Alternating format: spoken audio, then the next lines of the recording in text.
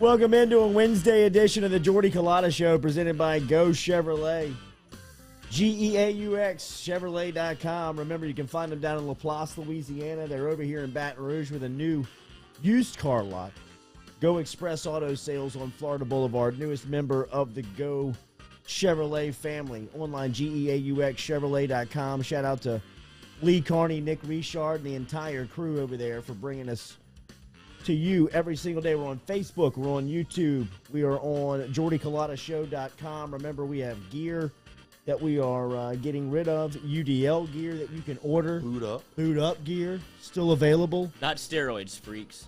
Depends on who you talk to on staff. You know a guy. Yeah, you're already in contraband trouble over there, brother. That's right. An all-timer. A story for the ages in finishing up a college semester for our boy Jack over here. We will have to tell that in the second hour today. Man, just trying to get a degree. Just trying to graduate, man. Just trying to have some humor around the school, God forbid. Just trying to graduate, man. Unbelievable. This morning we will talk to Doug Thompson. Thompson will be here at 8 a.m. as we will talk LSU Baseball. Tiger's going to host Alabama this weekend. We'll talk to Dougie about where Alabama is as far as the power rankings go of the SEC overall, how he likes LSU going into the weekend, and we'll get some Skip Bertman stories from one of Bertman's favorites, favorite all-time players. He loves Doug Thompson. Anytime he has the chance to tell stories, he usually goes to Doug Thompson stories. We will get Thompson to tell a couple of stories on the old skipper. You think it's Dougie or Ronnie? I think it's both. It's both. I think both those guys have very similar personalities, and they also have a very soft spot for Skip. And also very different experiences at what they did for LSU, but that's what makes Ronnie the legend. Absolutely. And when you put the two of them together, they are classic. I mean instant classic. Hopefully we create some instant classic podcasting this morning here at 8 a.m. with Doug Thompson, as he will stop by and talk about LSU baseball and just storytell. 8:30 this morning, we're going to talk to the chef.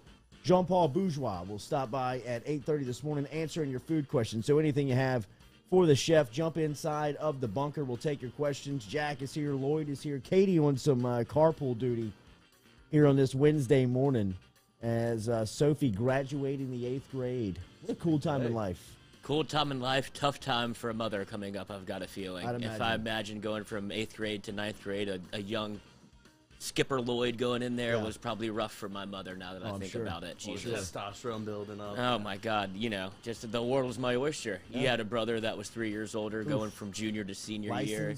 Yes. Oh, man. He was a senior. I was a freshman. It was a raucous time at the Courtney household. And we were one to entertain also. Sure. We had the parties. Mom tried to control the environment by just keeping it at the house, which just fed the ego. It seemed good on paper. It did. It was such a good plan when we talked about it. Why are there 100 people here? Oof. There's not 100 people that go to your school. What a nightmare. Just a likable guy, Mom. What a nightmare. It's 3:30. It's 3:30. A parent's nightmare. You can just see the angst on the parents' faces when cars start pulling in. Nobody knows about it. Yeah. What are all these ruts doing in the yard? What happened last night? I see Chris Allen from Capital City Soul inside of the bunker. Our man is behind the intro music. Remember, if you are looking for entertainment, if you need a band at the wedding, if you need band, it's graduation season. If you've got parties coming up and you need some musical entertainment, remember over at Capital City Soul, Chris Allen and the crew, they're the best, man. That's them that you hear every single morning bringing us in. So we have a little bit of a wide open first hour here. No guests scheduled, as I was going back and forth with Derek Stingley Jr. Both last night and this morning. I was hoping to get Junior on at some point, but Junior is living the life right now. And I think you want to talk about a good time in life. Oh my goodness, dude! Change your number to 7 at LSU. I mean, new DBU's tattoo. Going from sophomore to junior season. I mean, we've talked to Stingley Sr. about this a couple of times when he was joining us regularly, and he's in the off season now. Going to join us, pick back up once football season starts and once LSU gets over to fall camp, and he'll start joining us every Monday morning here and kind of recapping the weekends and looking ahead.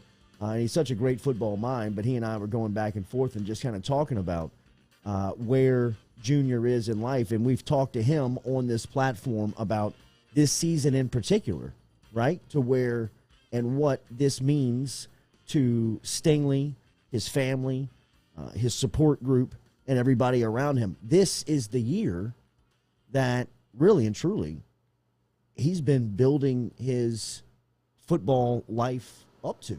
I mean, Stingley was one of these guys, if you're not from the Baton Rouge area and you're just kind of watching and learning about Derek Stingley Jr. for the first time and watching LSU play 2 years ago, Stingley's one of these phenoms.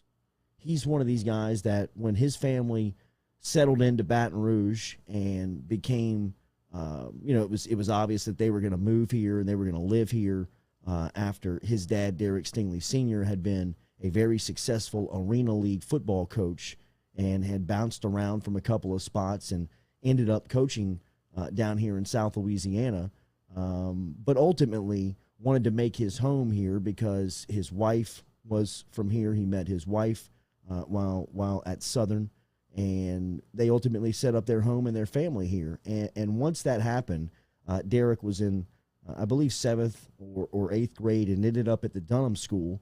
And you knew immediately when he started playing football that he was going to be special. He was an 8th grader at the Dunham School that ultimately got the call up to play varsity as an 8th grader. And in his first possession as a varsity player, as an 8th grader, picks off a pass and does it with just this natural technique and easy skill level where he's just gliding out there. I mean, anybody that saw him very young, he wasn't the #1 recruit in the country, but when people saw him play, he just had this natural ability. He had this natural gift to him he just moves in the way that he sees it and the way he reacts. He just looks very natural, fluid, easy out there.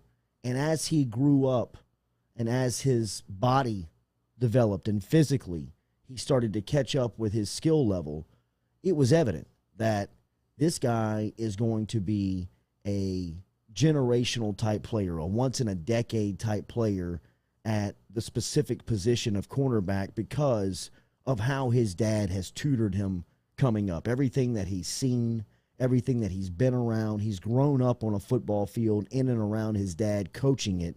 You hear the knowledge that his dad has if you've heard him here on this platform when he speaks about it.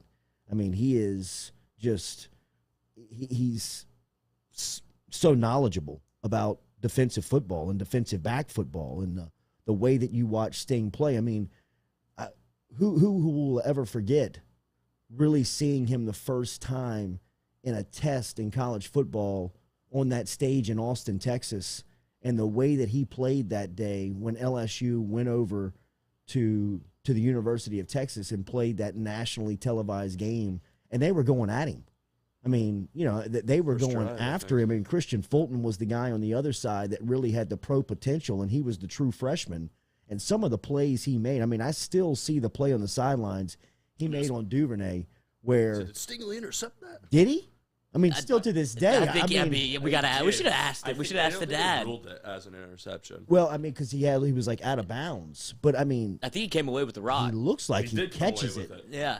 But you had to think Texas going into that week was like, you know what we're going to do? We're going to pick on the freshman. They got to go with the true freshman. Yeah, he can't be what they think he is. They're going to line him up on an island. We're going to go at him all drive. No, you're not. I mean, for as arrogant of a coach as your boy is, I mean, like, you don't think that he wasn't saying all week 2-4. You're going at the true freshman, and to see the way he responded in that season,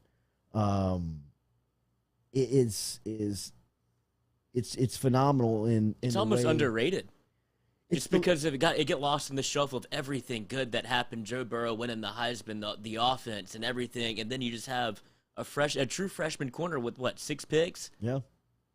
Kind of should have been more. Yeah, I mean, he got All-American honors and all that, but it kind of feels like he got lost a little bit. Well, I mean, real people will tell you he deserved the Thorpe Award. Yeah, it's ridiculous. That thing has become just kind of a popularity. Well, we won it also with the Grant Delpit thing. Like, he deserved it his sophomore year. We're like, oh, so we got to go back and give it to his junior year. Which makes me believe that Stingley will get it this season, year, no matter what he does, because he deserves it for his body of work. Maybe that's what it is. Maybe we're looking at it wrong, and they've changed how they award it. It's like a full compilation of your time in college as opposed to a 1-year thing. So the story is that 7 goes to Derek Stingley Jr., and there was a lot of speculation on whether or not this was going to happen, because of the comfort level that Stingley Jr. had with the number 24. That was his dad's number. I don't know if in recruiting, if they were very much interested in changing numbers when they got to campus. But ultimately the move has been made for Derek Stingley Jr. to be wearing number 7 next season. I thought that he was the only selection if they were going to do this. I've kind of fallen out of love with the numbers game thing. I don't be like the Yankees captain. You got to pick it when it's right. Right. I mean, sometimes they force feed it. Sometimes they try and jam it in there, when I think that this needs to be a very natural thing. I liked for a couple of seasons in between Tyrann Mathieu, and it may have been Leonard Fournette. I'm trying to think if there was anybody in between there. There was the Jonathan Giles era. Right, which I mean, that waxed the credibility. Exactly, and that's what kind of killed the credibility of the thing, because I thought it was a cool tradition, just because to have Patrick Peterson, then him hand select who it goes to, Tyrann Mathieu, and then it sits on the shelf. That's what to me made it great. Right, and then they started like, well, we have to do it every year. It's, no, dude, it's an honor. Right, and that's why 18 lost me. I mean, like, I get that they're different in maybe the qualifications to. Does Clark wear it again? You think? I don't know. I mean, like, to me, and I'm not bashing on Damone Clark, but that would whack the credibility of 18. Oh, you know last what I mean? year? I mean, like, he didn't. Chris Curry had 18. I mean, both of them had it.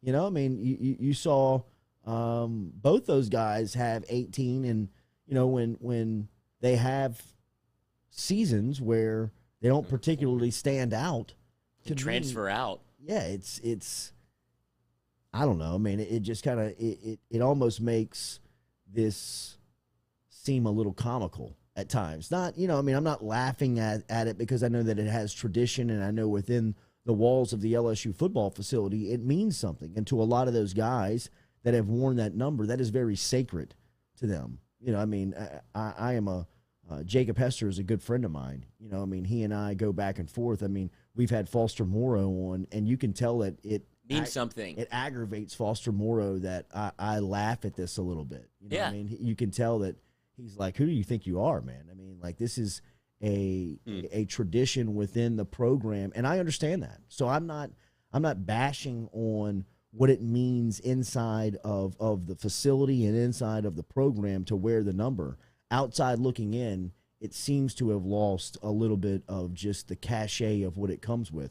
Now, seeing Derek Stingley wear number 7, that makes a ton of sense. That's credibility back on it. That makes... Put some respect on my name. Happy Honey Badger, Derek Stingley, like that. Fournette, you know what I mean? DJ. Leonard Fournette, DJ Chark, even Grant Delpit, you know. That ankle. Yeah, right. I mean, Delpit, more of his sophomore season, dog is a number 7 candidate more than he was his junior season. But, you know, I mean, the way that they've handled that number was always, to me, more attractive, because it always went to the playmakers. And then they started handing it away to guys like Jonathan Giles, where it said, hold up. I mean, there has to be some type of – there needs to be some type of ruling on this. I mean, you can't just hand the number out to guys that you're trying to get off the transfer wire.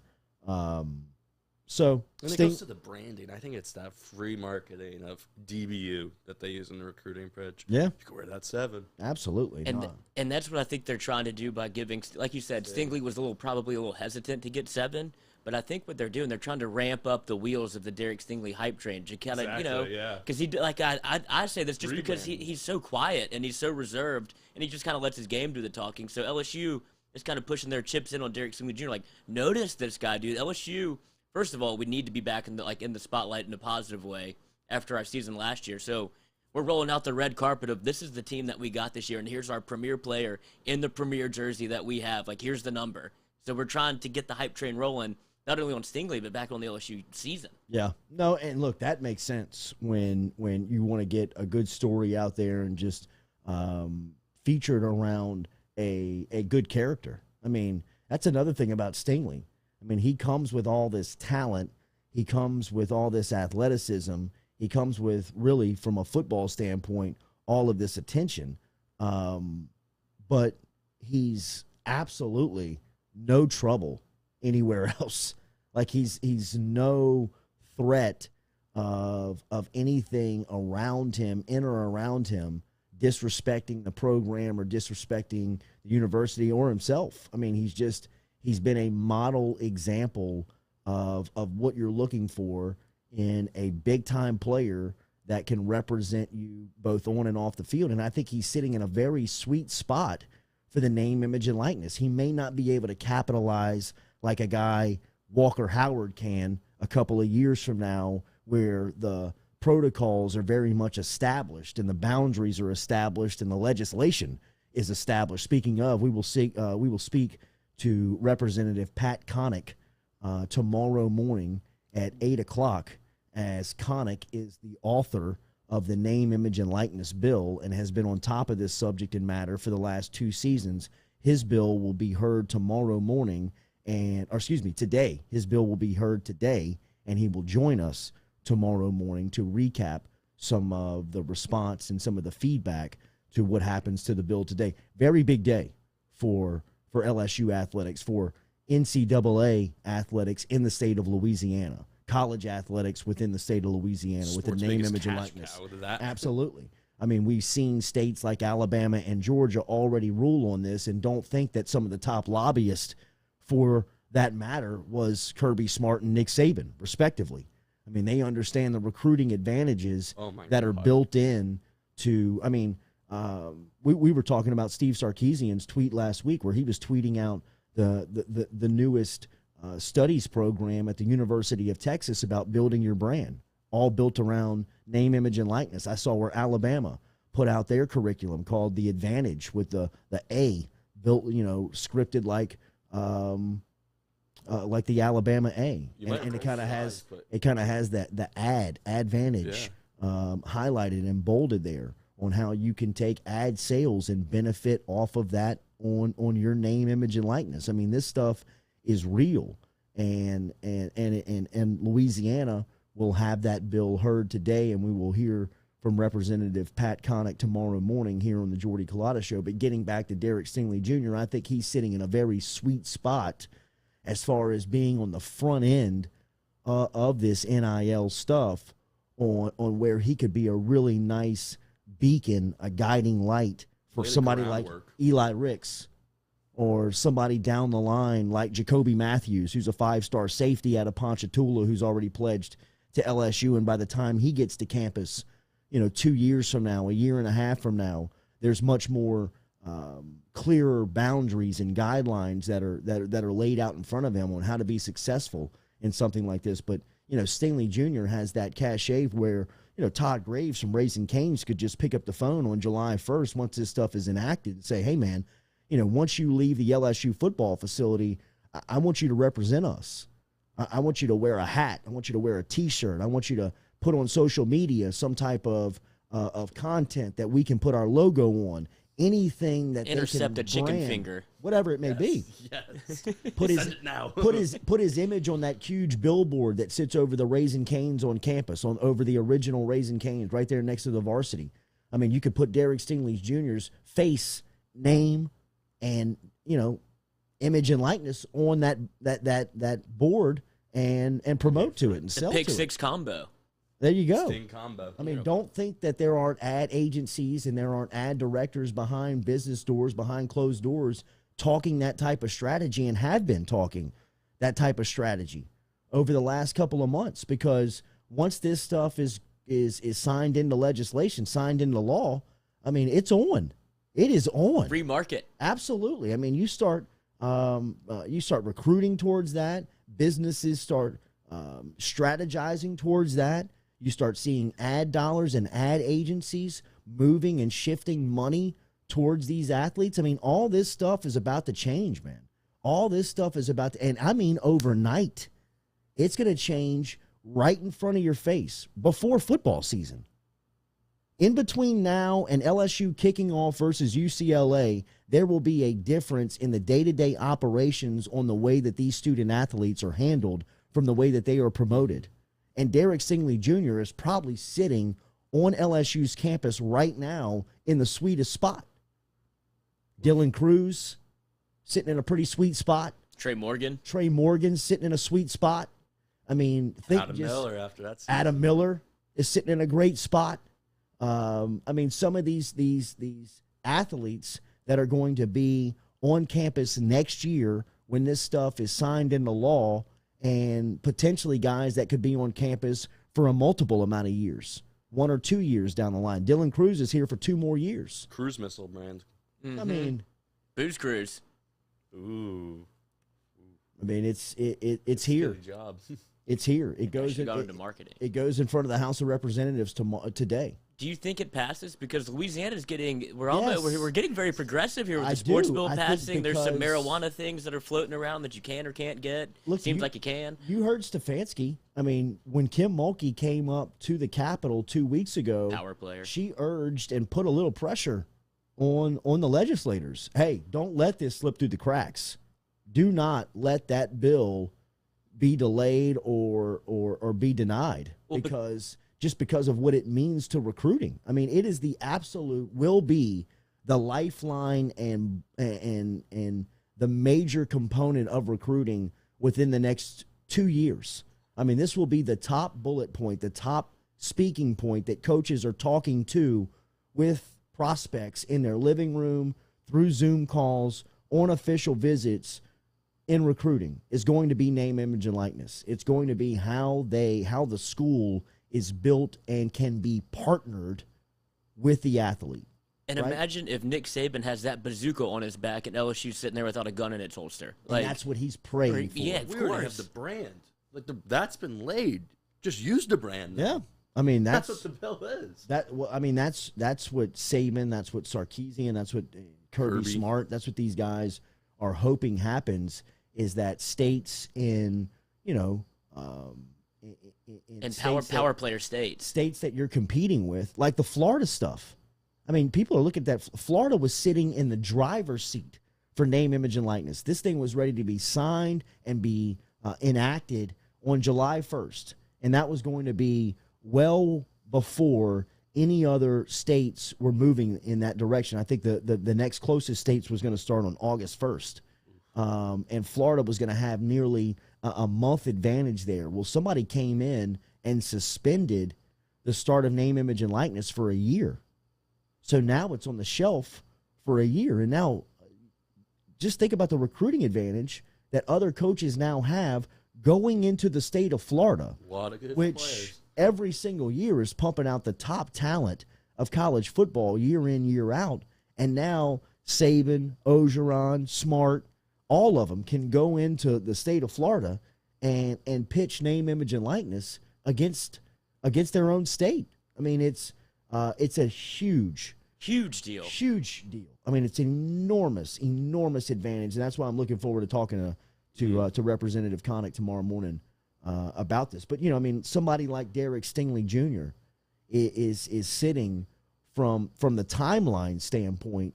He's sitting in one of the most advantageous spots when you think about student athletes and the potential of earning here on the front end of this NIL bill. I don't think that it'll be figured out. I don't think that this season will be the guidelines that they operate under.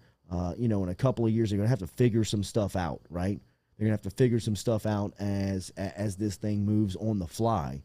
But just the one season that Stingley's here. Hey, first game in L.A. I mean, he's got an opportunity to collect, man. I mean, really and truly, he's got a chance, especially with that number 7, the way that those things going to be flying off the rack this year. The DBU tattoo. Mm-hmm. The way our video department, the way they did it. Yeah. Perfect. What was actually pretty cool was they did his Instagram story, obviously, but they filmed him. It was very high school feels where you go check yourself out, and he was in the bathroom with like seeing himself in the new digs, and he's like, damn, 7. Yeah. Like, it kind of hit him. You saw the moment where he's like, this is kind of a big deal, because when you look at some of the tweets that like the former players sent out, like Patrick Peterson's obviously like the kingmaker of 7. So he even sent a tweet, he's like, looks good in DBU, brother. And then Tyrann Matthew sent some flame emoji. So it means something to the players. And big question for us, do we double up like Kobe and we don't go 2, 4, and 7 on the wall? I think eventually. We can't ask now. It's already been asked, bro. Oh, okay. I mean, it's in the works. It's already been done. But I think that we definitely promote the 24. I mean, the retro. OG. The early. I mean, think if that was the 14. 14 for, The 14 for Matthew. I want both, though. Yeah, no, we'll have both. Okay. We'll have both. But I think that the 24 stock. Will Claps on alert again. The 24 jersey, the stock of the 24 jersey just went through the roof. Yeah. You got a collector's card there. I mean, it is a collector's item now. Yeah. I mean, the Stingley Jr. 24 is a collector's item at this point. But I mean, we are all for Stingley Jr. wearing number 7. He was the only guy. He's the only pick. He was the only selection on this team that is full of dogs. I mean, don't think that this team doesn't have a roster of deserving dudes, but in a locker room of guys that are uber talented, Stingley Jr. stands out. I mean, he's the alpha. He's the guy. It's the money season. There's some rumors on the street that he's single again. I mean, you know what I mean? It's just all kind of lining up, man. Money year. I mean, it's got to get my head straight. It's all kind of lining up. It is, man. I mean, this is absolutely. We were talking about, Katie's kid. She's going through 8th grade graduation, which is a totally different time of life. That's cool in itself, but something that we can all relate to that, right? I mean, we can all relate to the entering the summer of going into high school, 8th grade graduation. That was a very cool time. Not a lot of us can relate out there to being the biggest man on campus in a year where you're expected to be a top 3 overall pick in the NFL. Right now, today, as we're having this conversation, he is etched into a 1, 2, or 3 slot of the NFL draft. He's wearing number 7 for LSU on a team that's going to have some expectation around it. Mm-hmm.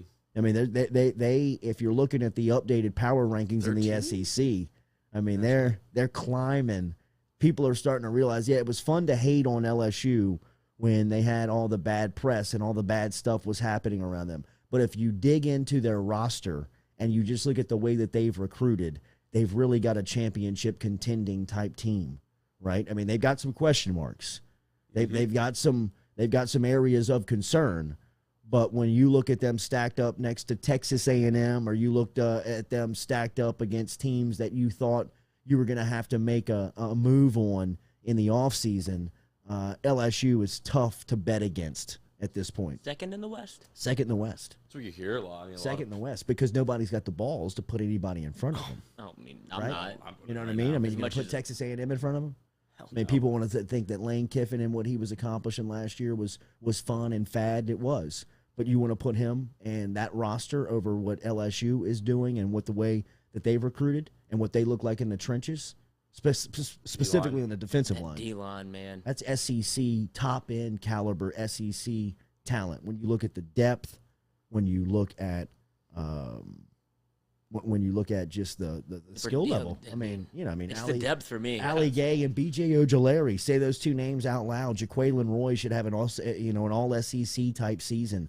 You hear the things on Mason Smith. Where is Jacoby and Guillory? I mean, you've got the veterans there like Glenn Logan coming back and Neil Farrell. I mean, it's just it's exactly what Orgeron was waiting on the day that he gave the introductory press conference and said that LSU was going to be back to defensive line university. I mean, D-line U is where LSU was when they were really in the top 1% of the golden age. We're still in the golden age of LSU football. I still think that we are riding this spaceship that we all jumped on board back in 2000, and it's been a hell of a ride, and you're still in orbit.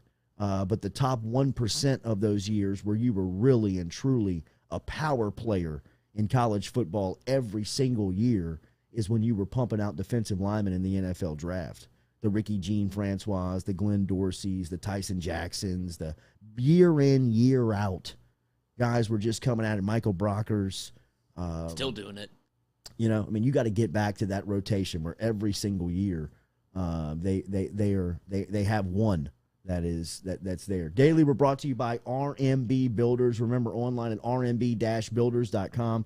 Get in touch with Rhett Bourgeois and his crew. They custom make homes. They can help with a remodel or a reconstruction if you need that. They're commercially licensed, so they can help you out around the office. Get in touch with them, rmb-builders.com. Rhett Bourgeois and the crew, rmb-builders.com, as they can help you today. Custom-made home, anything that you need done around the house, anything that you need done around the office, they can help you out with as well, rmb-builders.com. We'll be back, talk more about what's happening here. We'll set up. Doug Thompson's coming in here at 8 a.m. He won't be here. He'll be over the phone, and we will talk to him about LSU baseball. Tigers with a nice win last night over Louisiana Tech, a game that we had talked a little bit about. That was, yeah, very much so. And improved it. It was a was cause a little of slow concern. in the first. It Well, looked a little that's maybe why, a that's why I kind of bit. like it. Yeah. I mean, they had to come back from 4 down, 16-8. They come back and get the win in 7 last night. And Trey Morgan has just, Jesus, man. I mean, last night he was 4 for 5. Crazy catch. At the plate. Another crazy defensive stop. LSU had 17 hits last night. So we'll talk to Doug Thompson and more coming up here. Remember your food questions. Jump inside of the bunker. Jump inside over on the Facebook app and chat with us and get your food questions in for the host of Duck Camp Dinners, Jean Paul Bourgeois. Oh, that's talking about me. Salsa King over that's here. Right, come on, dude. That's right. Come man. on. Last night looked good. We'll get an update on that next as well. Here as the Jordy Culotta Show rolls on. Compliments of Go Chevrolet.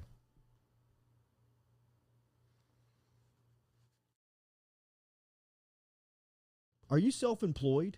Then you need to learn about Angel Oak's Home Loans Bank Statement program that they're offering, which makes you eligible as a self-employed borrower to purchase or refinance a home without requiring a tax return. If you want to learn more, get in touch with me. Email me, Jordy at jordyculotta.show.com, to learn about the bank statement loan program offered by Angel Oak. Jordy at jordyculotta.show.com to learn more. Gearing up for spring and summer down here in South Louisiana, and you want to keep your lawn maintained during these sunny seasons, get in touch with our friend Blake Abear over at Abear's Lawn Maintenance, where he says, you grow it, I mow it. 225-485-8022. 225-485-8022 is where you can find Abear's Lawn and Maintenance, the official lawn and maintenance company of the undisclosed location.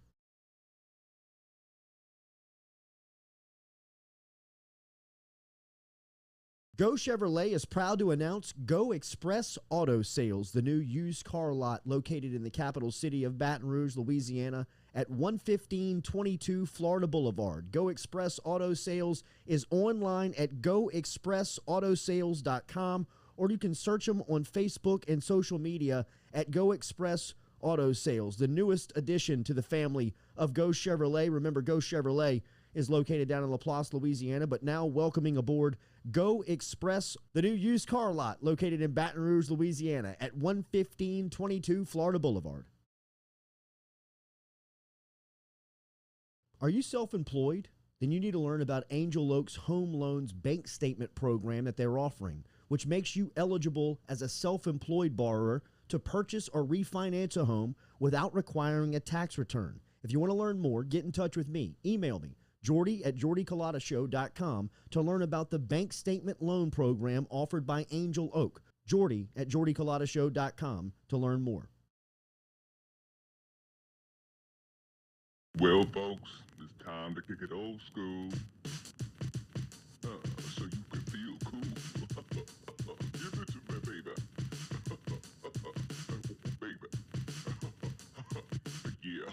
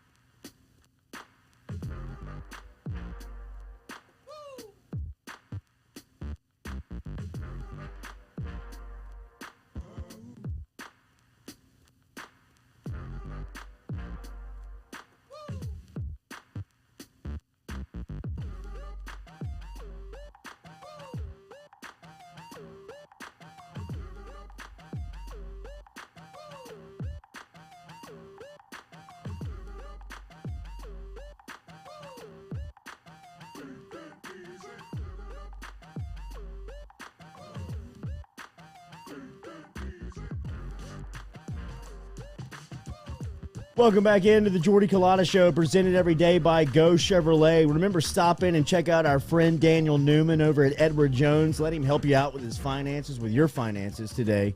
Very well respected, and he's got great knowledge in the industry. If you want to sit down and talk a little basketball, he is a great conversation, but he can help you when it comes to your finances, especially if you're over there at the some of the plants, BASF, Exxon, Dow. Get in touch with Daniel Newman, daniel.newman at edwardjones.com. We were looking at some of the odds for SEC football going into the 2021 season. betonline.com put out their updated odds for the SEC. Alabama, the overwhelming favorite, 4-5 odds, which means nearly even money. Why not? On Alabama. Georgia is rated as the second highest team JT Daniels in the league. I think I'm calling fraud on JT Daniels. Not a believer. I'm Not just a calling believer. fraud on Georgia. Maybe Yeah. that's what it is too. Texas A&M, Florida, then LSU. Texas A&M's 15-2 odds. Florida 10-1 odds, while LSU comes in at 12-1, which is a pretty good value on LSU if you're if you're just talking about the opportunity to win a little money. I mean, you're talking. Well, hear me out here. If you're doing that, if you're going to pick LSU to win in the West, why wouldn't you just go ahead and put a shekel down LSU win the whole thing? Because if you win the West, you're in the playoff and you have a chance to play in the national championship. So maybe double dip. Watch, not to toot my own horn. Easy, bro. Oh, easy. It's early for that. Toot your own horn. Salsa King. Calm down. I think she's sleeping.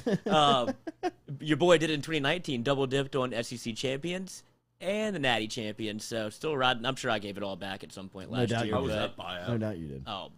Upwards of $800. Did they call you and offer insurance? No. I know that they were doing a lot of that for the Joe Burrow Heisman bets. Could you imagine? A lot of people Oh did my after God. the Texas game. What was he, 250-1 going into the season? Yes. I think he was 250. Shouldn't even have been on the board, to be honest. I mean, one guy told me that he was able to pay for his honeymoon on it. One guy this same guy collected $10,000 off of it. Was in Vegas, made the bet. He was in the summer. He's walking by the sports 1 book. a.m. He's 2 walking by the a.m.. sports book. They got some college football odds on the book. Joe Burrow's sitting there at 250-1. Why not? You know what I mean? Don't lose that ticket. Can't lose the ticket, bro. Yeah, it's like the Willy Wonka golden ticket.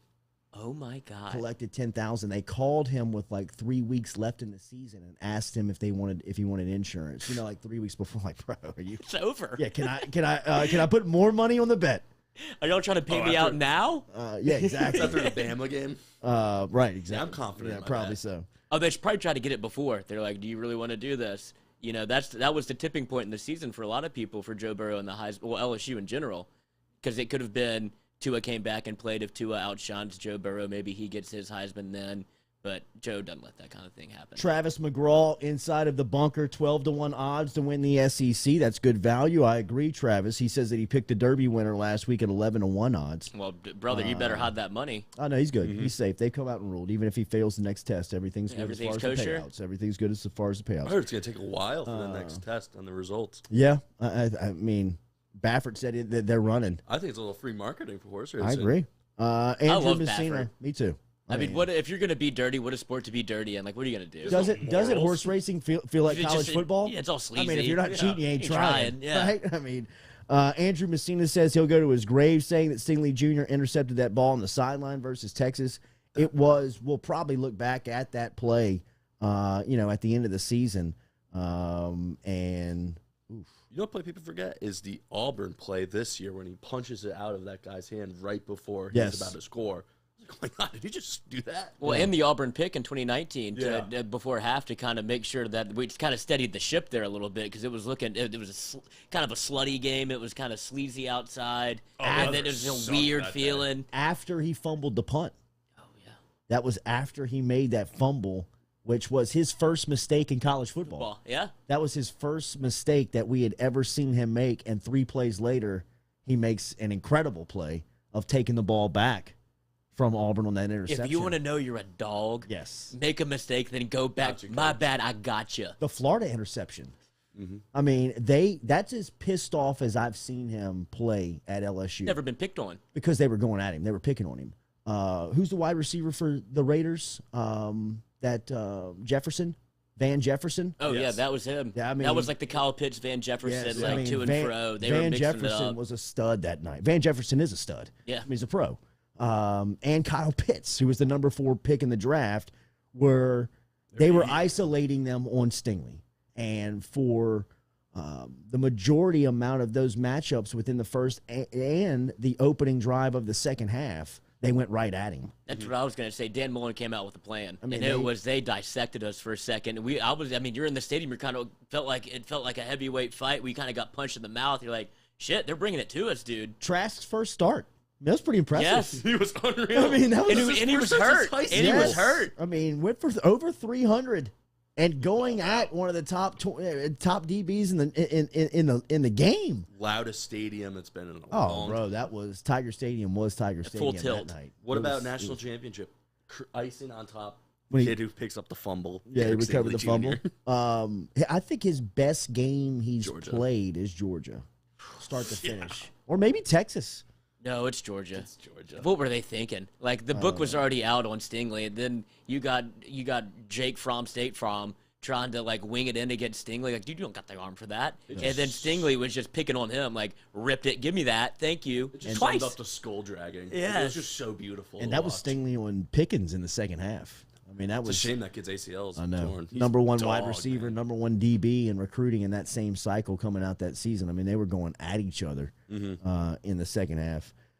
So we will talk to Doug Thompson coming up here, but we were talking odds on SEC football and just a little bit about LSU as we were coming out of the last break and some of the concerns and or how you may feel about LSU going into the season. And as we said, betonline.ag has LSU right around 4th or 5th in the league as far as the odds are concerned going into the summer months here. So with LSU at a 12-1 odds, like Travis McGraw said, I agree. I mean, that's a pretty good value. I mean, if you just want to kind of lay some money down and just see what happens with this season and LSU's roster, I mean, potentially, I believe that they're going to have to cover up some warts, right? I mean, it's not one of their best rosters, but it is one of Orgeron's, I would say, out of the last 4 years. It's probably his second best roster behind his national championship team when you talk about potentially what they could be. Now, the offensive line is my major cause for concern, and not so much the frontline guys, even though I think that you are a little shaky in some spots on the front five. It's the depth and the lack of depth that you have Lack of at development in just recruiting. I mean, even though I know that they've got some guys, but I mean, I don't know how you can be this off on a Cardell Thomas evaluation. I don't know how you can be this off on some of the evaluations that these guys have made on the offensive line, and none of them have really stepped in and become, dominant players.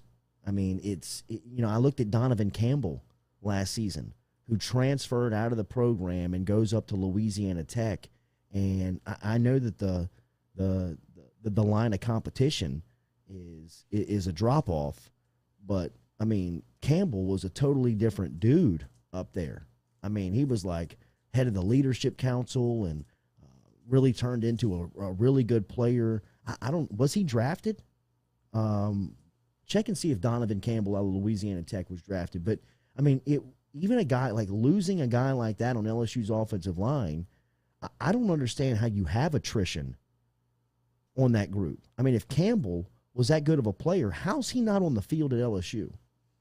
And again, I understand that the drop in competition. I'm not saying that Louisiana Tech's playing an SEC schedule, but if you watch that guy play, I mean,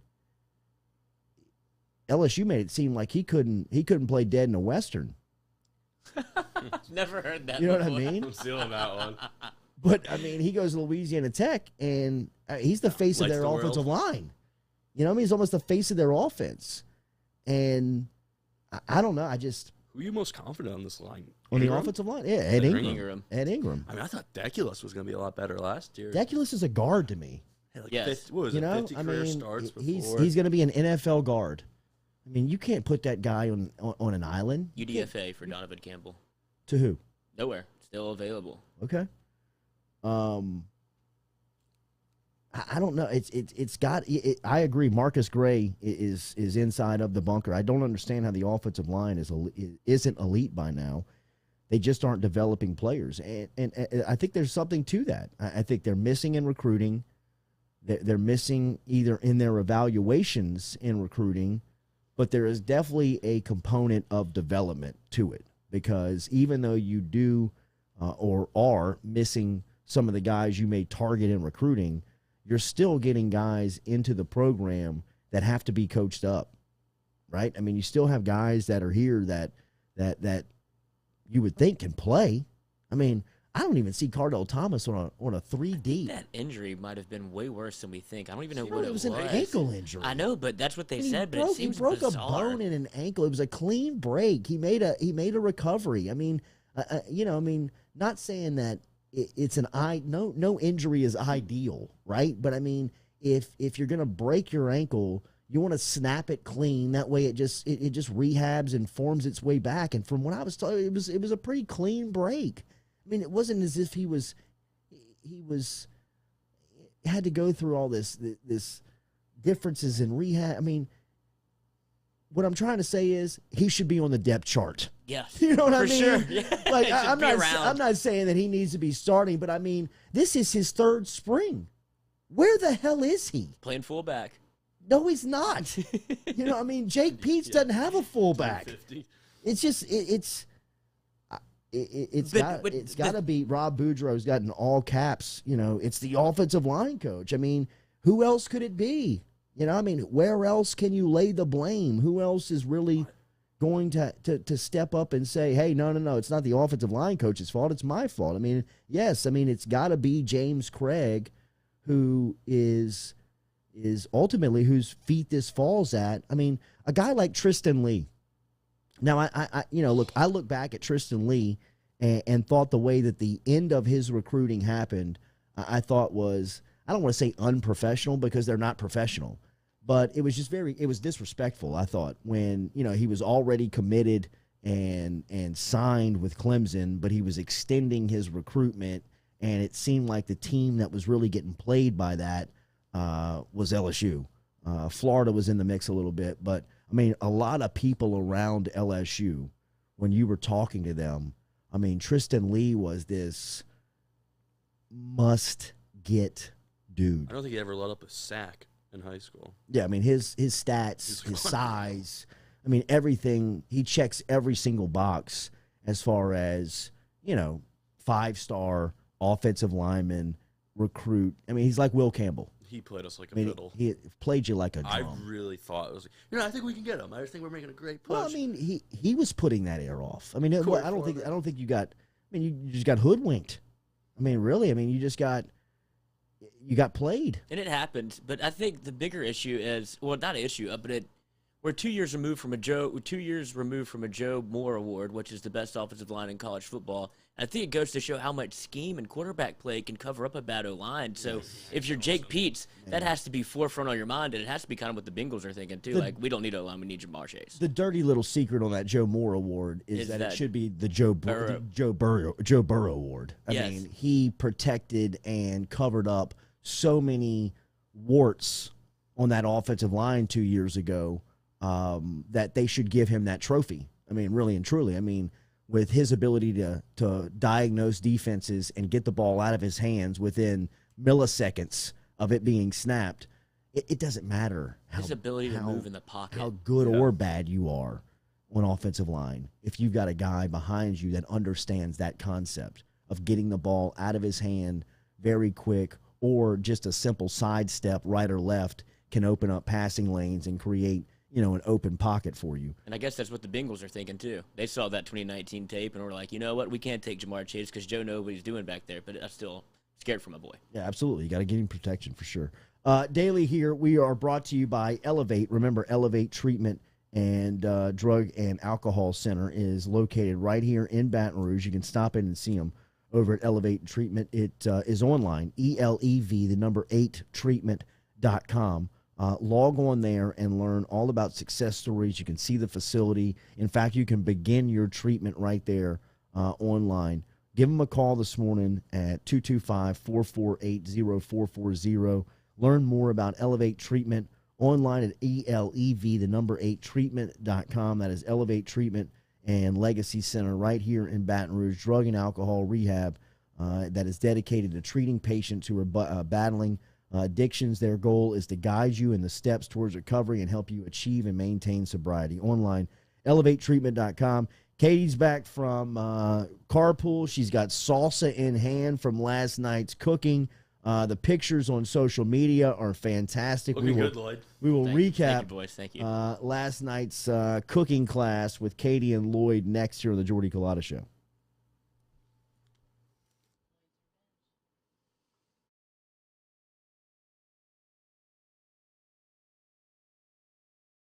Gearing up for spring and summer down here in South Louisiana, and you want to keep your lawn maintained during these sunny seasons, get in touch with our friend Blake Abear over at Abear's Lawn Maintenance, where he says, you grow it, I mow it. 225-485-8022. 225-485-8022 is where you can find Abear's Lawn and Maintenance, the official lawn and maintenance company of the undisclosed location. Are you self-employed? Then you need to learn about Angel Oak's Home Loans Bank Statement program that they're offering, which makes you eligible as a self-employed borrower to purchase or refinance a home without requiring a tax return. If you want to learn more, get in touch with me. Email me, jordy@jordyculotta.show.com, to learn about the bank statement loan program offered by Angel Oak. jordy@jordyculotta.show.com to learn more.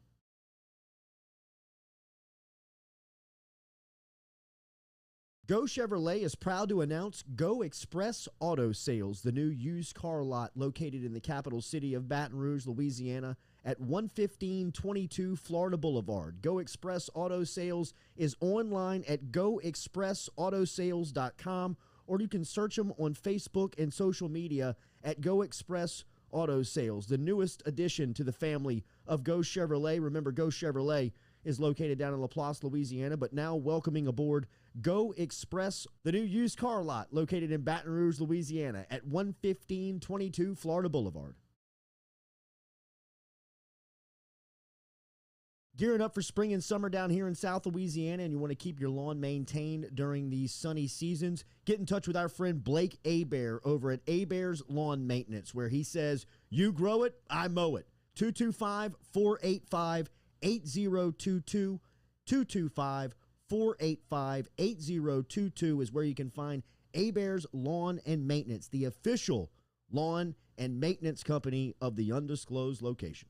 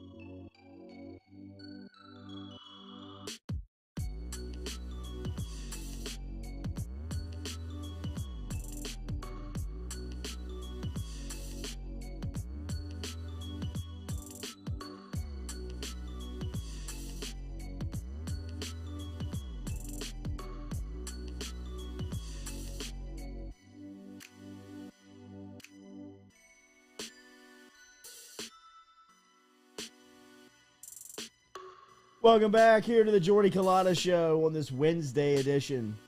Brought to you by Go Chevrolet. Entire crew over there. Trying. Lee Carney. We're Nick in. Richard.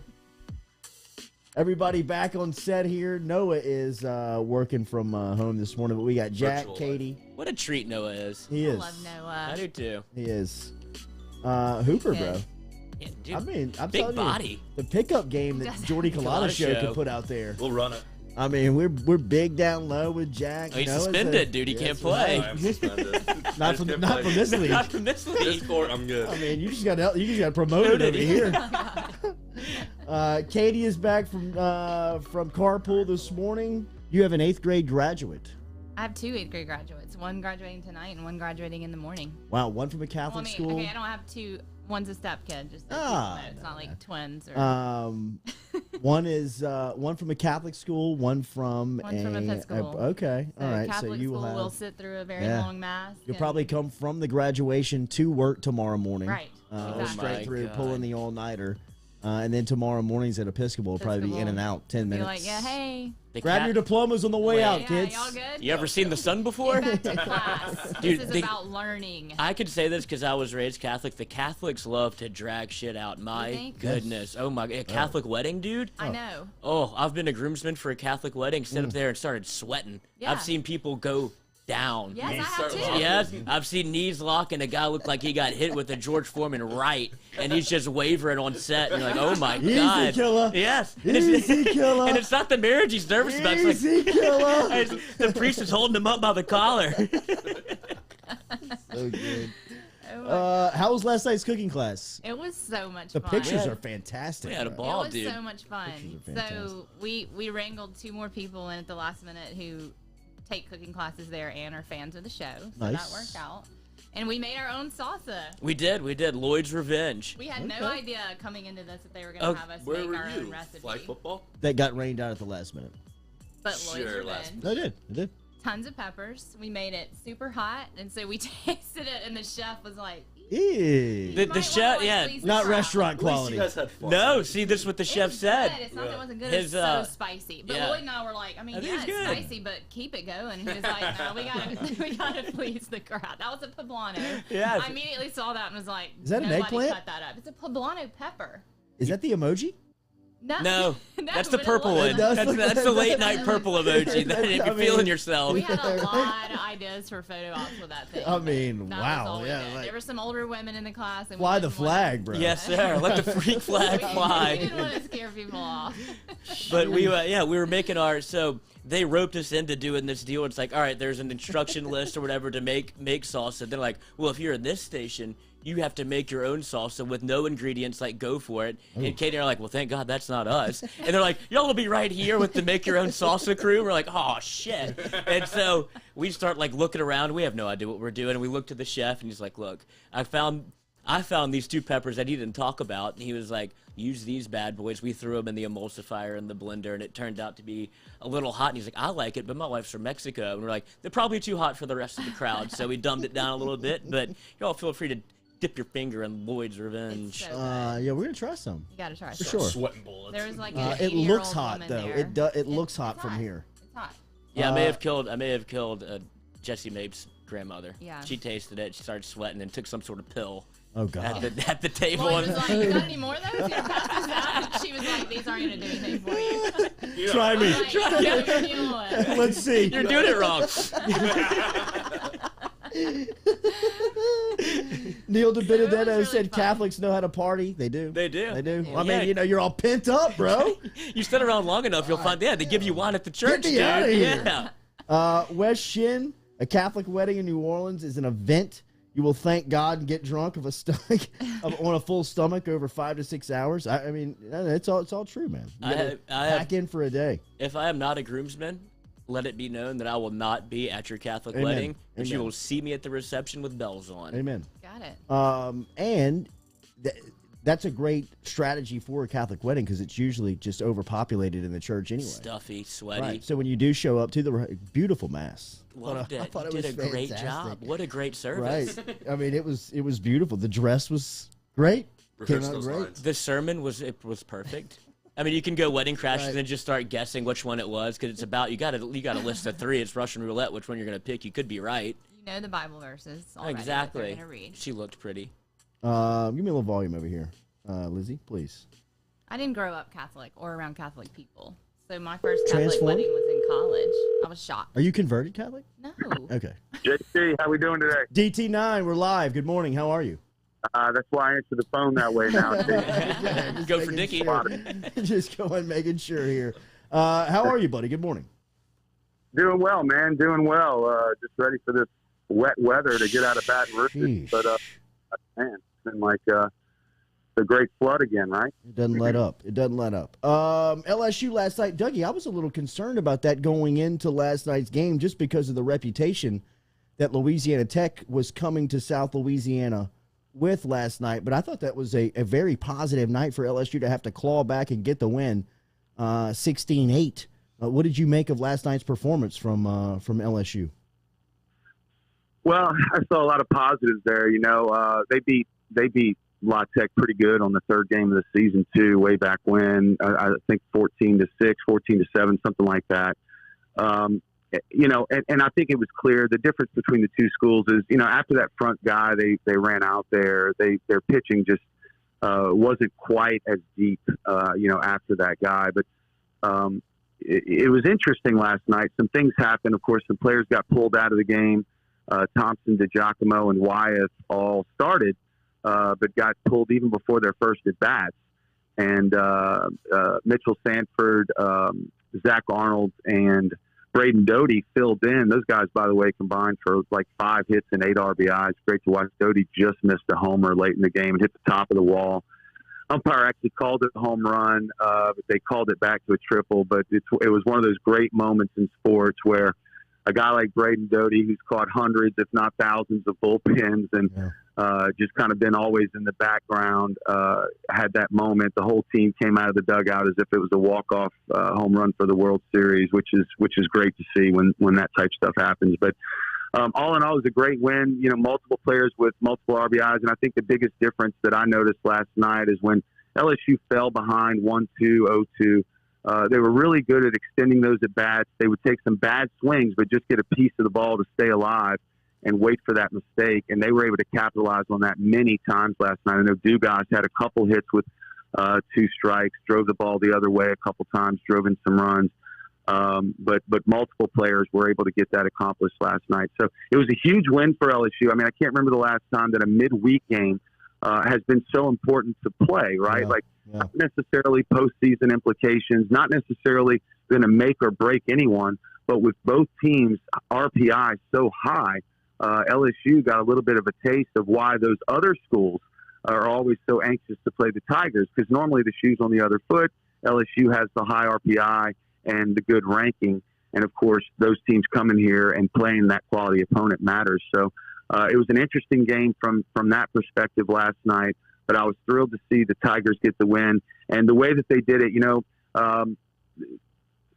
La Tech started off scoring runs in each of the first 5 innings. The Tigers were shut out in the first 2 innings, but after that, innings 3 through 7, 5 straight innings that LSU was able to score. So it was a back and forth game until the end, but I think the better team actually won. And it was a great bit of momentum to gain headed into this weekend against Alabama at the box. You know, listen, LSU rattles off 6 straight here and runs the table, partners. They're going to end up 500 in the SEC, which would be such an amazing accomplishment. And look, it's been a tough year, but here we are with 2 weeks left, and they still have the chance to finish at 500 in what has been an incredibly difficult SEC season. Doug Thompson of the LSU Sports Radio Network joining us here in the Jordy Culotta Show, breaking down LSU baseball. Tigers win last night, 16-8, 3-game set versus Alabama coming up this weekend, Friday, Saturday, Sunday. LSU had 17 hits last night. Trey Morgan had 4 of them, Doug. Last 2 out of the 3 weeks, Morgan's the SEC Freshman of the Week. Perspective on how good Morgan is and just what type of player and what he brings to the everyday lineup. I'm so glad you asked that. Had you not, I was going to somehow figure out a way to work in Trey Morgan and start to look for some perspective on what this freshman season is starting to unfold as. I mean, this kid was at 363 last night, his batting average going in the game. With the 4 hits last night, he moves up now to 375. I've got to get my guy Todd Politz on the highest batting average from a freshman. I think Todd Walker is way up there, 398, maybe even 400 as a freshman. I think Eddie Furness had a great freshman as well. Look at the names I'm mentioning, right? These guys are on the Raptors. Their numbers are retired, right? So to say that Dylan Cruz and Trey Morgan, we talked at the beginning of the year that you're lucky to have one freshman that can slide into the box and, have all the things required to play, including the thick skin, the short memory, on top of all the attributes you need, the physical abilities, right? This year to have 2 guys come in and lead the team in hitting. I mean, Cruz is at 350 something and Morgan's at 375. It's been incredible to watch, and man, what a great future LSU has. Not only with those 2 guys, there's some others that we haven't seen as much of, but man, they have a lot, tons of big freshman arms that are only going to get better and better as time goes on. You kind of dovetailed into my question that I wanted to ask. You talked about LSU extending at bats and kind of taking a different approach at the plate. Is that a Trey Morgan effect? Because he's done that all year, where he's kind of choked up and always been ready to hit with 2 strikes. Do you think the rest of LSU is kind of taking notice in that approach? Well, perhaps, right? That leadoff guy gets it going, right? So what I love about Trey Morgan, he's got an incredible eye. He's got a very good feel for the strike zone. When he takes pitches, they are usually balls. And even more so, he gets in that batter's box ready to hit. If that first pitch is a hittable pitch, he's going to take a big cut at it, and a lot of times he's going to connect. And I really like Trey Morgan's approach. So perhaps that's, some guys have taken that on, and seen him and kind of followed suit. Hitting is contagious, as they say. But I think all in all, last night was probably 1 through 9, and then even 10, 11, and 12 with the subs that got in there. I think it was the best, overall hitting performance for LSU this season in a game. Dougie, what do you make of the pitching storylines going into this weekend versus Alabama? It seems like Labus and obviously Marceau have steadied the pace for LSU up top. What have you made of the arms behind those guys? Well, first of all, I think if Mikhail Hilliard doesn't get the ball on Sunday, something's wrong. I mean, that kid has earned it. His outing this last Sunday was dang near heroic. I mean, to get into the 8th, 9th inning after having only been to 51, 60 pitches throughout the season, I'll take Mikhail Hilliard any day on the weekend. So you're right. I think that Marceau and Labus have really started to pitch in quote unquote mid-season form, and with Mikhail Hilliard as good as he's been on that back end. I'm excited about the starters. I think that right now we have the most consistent starting staff that we've had all season. And then I think there's some guys like Hasty and others that we've seen a lot out of the bullpen that are getting tons of great experience, but they're also getting outs.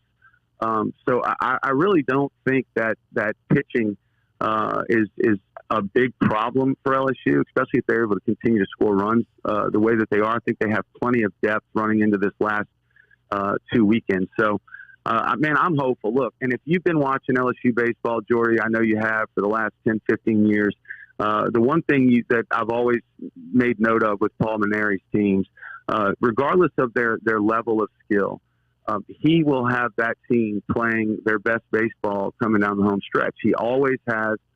It's been kind of a signature, trademark of Paul Maneri-led teams. So I expect this team to play lights out coming down the home stretch. Do I put it past Paul Maneri to run the table and win 6 in a row? No. Do I think that's going to be tough? Of course, but 4 out of 6 of the next one I think is definitely possible, and that will make postseason play very interesting. But even with 13 wins, Jordy, you got to assume that the toughest schedule in the country will mean something to the committee who chooses, the teams that go. Monday, May 24th will be a special day for the LSU baseball community when Hold the Rope debuts on the SEC network, and that will detail Skip Bertman turning LSU baseball into the powerhouse that it is today. Doug, it is obvious that you are one of Skip's favorites when he talks about the long list of players that came through LSU during his many years of leading the program. Can you talk about what I don't want to ask you what Skip means to you, because you could probably go on for 3 hours on a podcast and not let up, but just what that night will mean to the LSU baseball community and how much people are looking forward to this for Skip that night. Long overdue, well-deserved. I wish it was more than a 30-minute or hour special. I think there could be a great movie about Skip Bertman. Personally, what he means to me, he's as close to me as any grandfather that I've ever had. When I was born, one of my grandfathers was already deceased. The other passed away when I was very young. So Skip means an incredible amount to me, but it's not just me. There's hundreds of guys that feel the same way about him. We imitate him every day.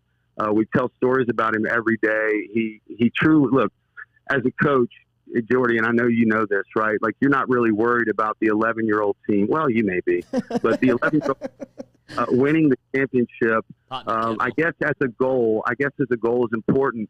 But as a coach, our goal is really to make these kids better when they're, better people when they're 30 years old, right? Yeah. And it's easy to say that as a coach, but it's very difficult to keep that focus that you're trying to develop people, not just players.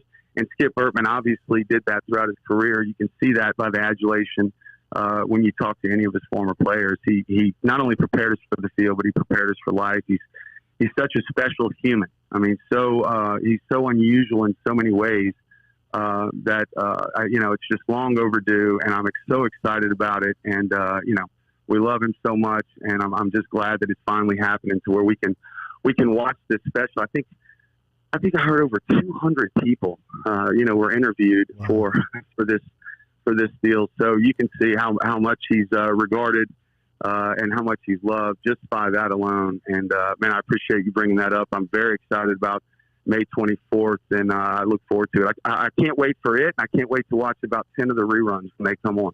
Yeah, no, it's going to be fantastic. And you don't have to tell the story, because I tried to tell it secondhand after I heard it from you, and I couldn't go into all the details. But 1995 Skip Bertman is Skip Bertman, right? I mean, he is the legend in 1995, and that's when he was recruiting you.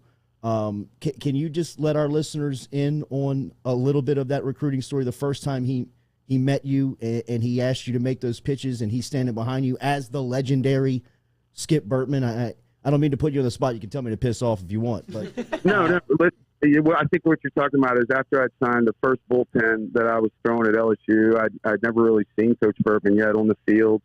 And it was the back bullpen at the old box down the right field line. Some remember it wasn't the one on the field, the one behind the stage, the bleacher where the starting pitcher would warm up.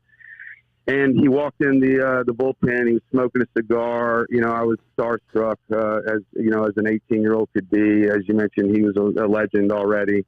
And I was about finished with my bullpen, and he asked me to throw two pitches, and it was a fastball and a curveball, and to a certain location. And when I did that, he said, "Okay, that's enough. Listen, we can win championships if you're able to do that when I ask you to. So you got to trust me." It was just an amazing moment for him to see, two pitches and give me the confidence right then that that's good enough to pitch here. Because of course, I'm a JUCO transfer. There's 12 guys on the pitching staff. They're all taller than me. They all throw harder than me. And for him to be able to walk back there and see that just gave me an incredible amount of confidence. And who knows, without that, if I would have ever been able to, pitch the way that I was able to, or get the opportunities that I did at LSU. So he was great at that. He was the master motivator.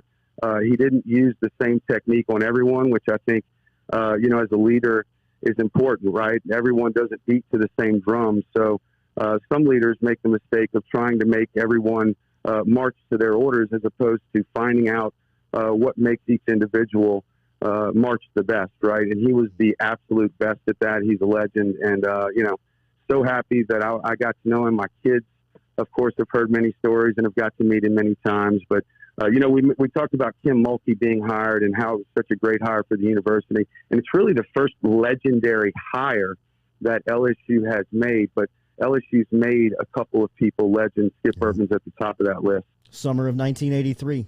LSU was never the same after the hire that they made with Skip Bertman. Doug Thompson, fast forward just a year later after that bullpen session, you will always have that monumental moment that LSU fans will see forever of Thompson celebrating the fourth national championship in 1997 with his hands raised over his head on the Omaha pitching mound. Such a just a beautiful time in LSU athletics and LSU baseball that will be relived on Hold the Rope SEC Network, debuting Monday, May 24th at 6 p.m.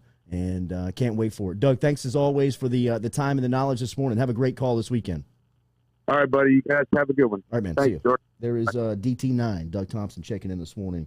I could listen to rants, listen to Doug, listen to those lifers, those LSU all-timers tell Skip Bertman stories. I'm telling you, when Thompson told me that story for the first time, I nearly was in tears because of how he told it, in the sense of the trust angle of getting Skip Bertman's trust in that moment, and really just kind of being an arrogant kid at the time that thought he was a very well-accomplished athlete, which he was. I mean, Doug Thompson is one of these. Doug was the field goal kicker on his junior college team because he was kicking footballs after baseball workouts one day, and the football coach was like, "Say what? You can do this too? Put a uniform in this kid." I don't have a quarterback. Just a very natural athlete. Just a very good athlete. And to hear him in that moment when Bertman walks behind him and he's puffing on the cigar right behind him and he's kind of tense and tight, and he tells him to throw these two pitches, and he imitates his voice and he imitates his gestures and his hands, and he does all of the Skip Bertman quirks. But to hear what the message and the lesson was in that moment, and to hear what Thompson turned out to be for Skip. I mean, if you hear Skip talk about Doug, he was almost like this security blanket for him. I mean, he would tell stories like, we could put Thompson out there and just beat him if we need to. I mean, he had this confidence and security with Doug during that time of LSU baseball, where Doug is he's just a very good resource on Skip's stories, because you can hear Skip is almost like a dad to him. I mean, the way that he treats him, the way that they have respect for one another, and even the lessons. If you go and eat lunch with them today, they still have that bullpen relationship where Doug's even almost in kind of awe that Skip cares this much about him. Well, how could you not? I mean? How could you not be Right? after this guy like swaggers in with a cigar in his mouth and puffing smoke, and he's won? He's got natty championships under the belt. And he goes, "Give me a fastball, curveball. All right, you can do that. We can win." It's like, oh, okay, sure. But Gotcha, Coach. I mean, the stories they have on Skip.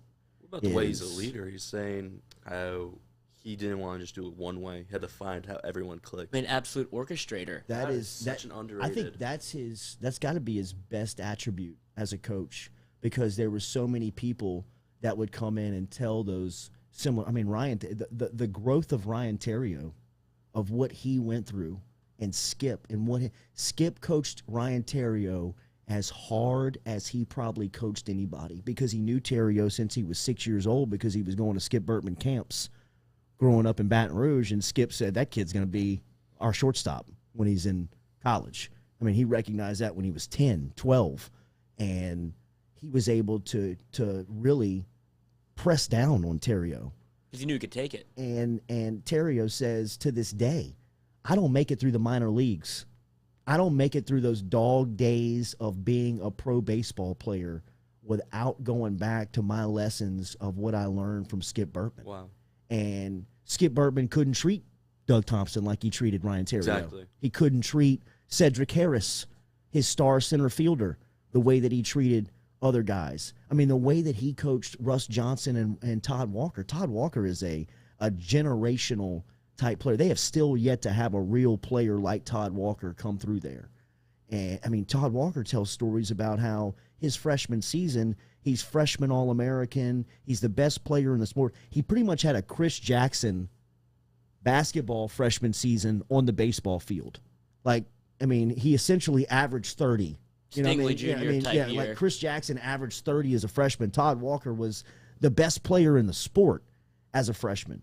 And Walker tells a story how, like, Bertman brings him in after the season, and he thinks Bertman's going to, like, offer him more of a scholarship, and he takes some of his scholarship away from him to give him to a pitcher that he's got to have. And it was Walker kind of learning that, man, as good as I am and as much as I mean to this program, this guy will never let me – he'll never let me believe that.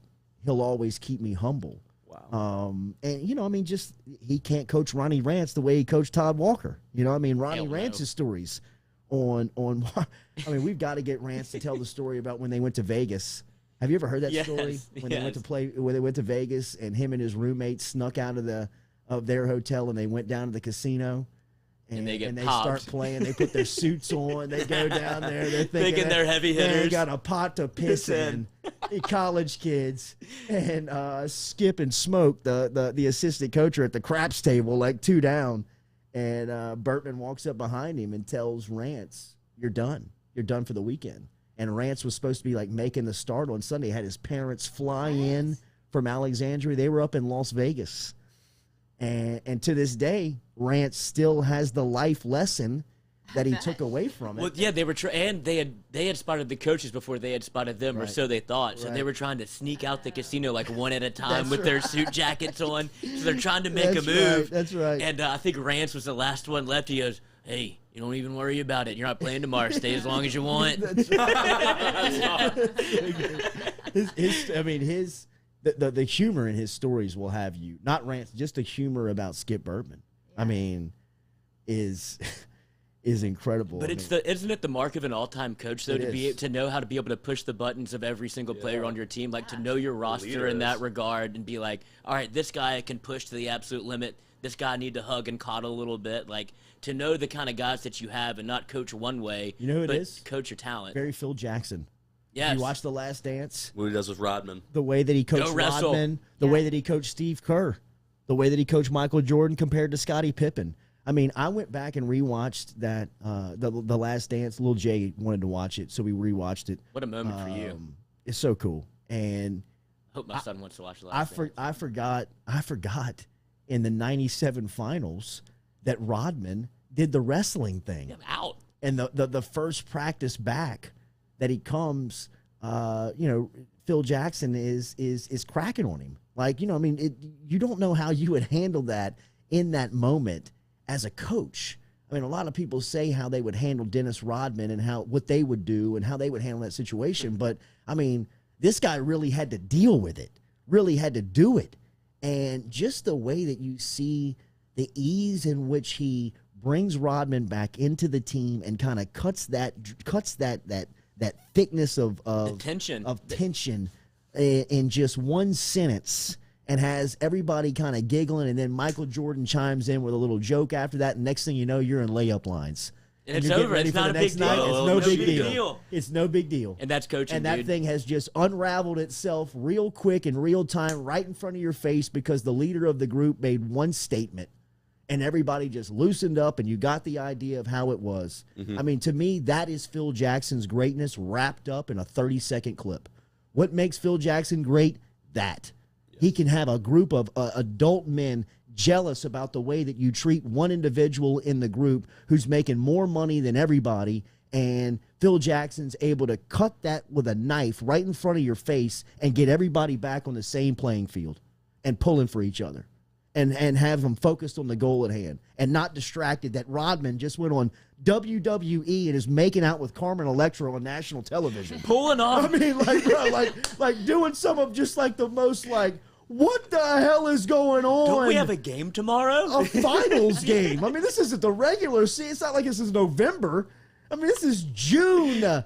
This is what we've been working for the whole season. And this guy shades off in the middle of the finals to go to a wrestling event.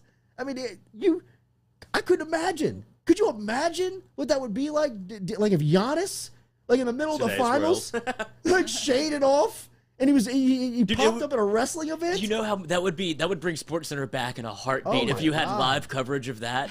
But how 90s is it that he hops on a motorcycle, cracks a beer, and pulls off? You're like, I guess that's not a big deal. And then just making out, cracks a beer, and we're out. And then the next day, the Bulls PR guys sneaking him out of the back to beat the media. It's just so good. How much fun! It's so good, That man. could easily be one of you three people. Yes. Easily. Just Here. Like, well, one of easily. you are the Dennis Rodman of the Jordy Easily. Culotta show. I don't know which one. Maybe all of you. Lloyd, he'll take Alex it. Rodman. Hub International brings you the Jordy Culotta Show every Elevate. single day. Remember, Hub International is the official insurance agency of the New Orleans Saints, the New Orleans Pelicans, and, of course, the Jordy Culotta Show. Learn about business insurance. Learn about their financial services online at hubinternational.com. You can find them there, the official insurance agency of the Jordy Culotta Show, of the New Orleans Saints and the New Orleans Pelicans. We got food questions for the chef coming up here. If you've got them, jump inside of the bunker. We're using the hashtag AskChef, and we will get your food questions next. A great recap of Duck Camp dinners when we come back. A Duck Camp dinners that was titled a Cajun grocery trip. That was fantastic. A great watch. If you have not seen it, we'll recap it next, coming up here with the chef, Jean Paul Bourgeois, here on Jordy Culotta Show. Have you finished the last? Go Chevrolet is proud to announce Go Express Auto Sales, the new used car lot located in the capital city of Baton Rouge, Louisiana, at 11522 Florida Boulevard. Go Express Auto Sales is online at goexpressautosales.com, or you can search them on Facebook and social media at Go Express Auto Sales, the newest addition to the family of Go Chevrolet. Remember, Go Chevrolet is located down in Laplace, Louisiana, but now welcoming aboard Go Express, the new used car lot located in Baton Rouge, Louisiana at 11522 Florida Boulevard. Gearing up for spring and summer down here in South Louisiana, and you want to keep your lawn maintained during these sunny seasons, get in touch with our friend Blake Abear over at Abear's Lawn Maintenance, where he says, you grow it, I mow it. 225-485-8022, 225-485-8022 is where you can find Abear's Lawn and Maintenance, the official lawn and maintenance company of the undisclosed location. Go Chevrolet is proud to announce Go Express Auto Sales, the new used car lot located in the capital city of Baton Rouge, Louisiana, at 11522 Florida Boulevard. Go Express Auto Sales is online at goexpressautosales.com, or you can search them on Facebook and social media at Go Express Auto Sales, the newest addition to the family of Go Chevrolet. Remember, Go Chevrolet is located down in Laplace, Louisiana, but now welcoming aboard Go Express, the new used car lot located in Baton Rouge, Louisiana at 11522 Florida Boulevard. Are you self-employed? Then you need to learn about Angel Oak's Home Loans Bank Statement program that they're offering, which makes you eligible as a self-employed borrower to purchase or refinance a home without requiring a tax return. If you want to learn more, get in touch with me. Email me, Jordy at jordyculotta.show.com, to learn about the bank statement loan program offered by Angel Oak. Jordy at jordyculotta.show.com to learn more.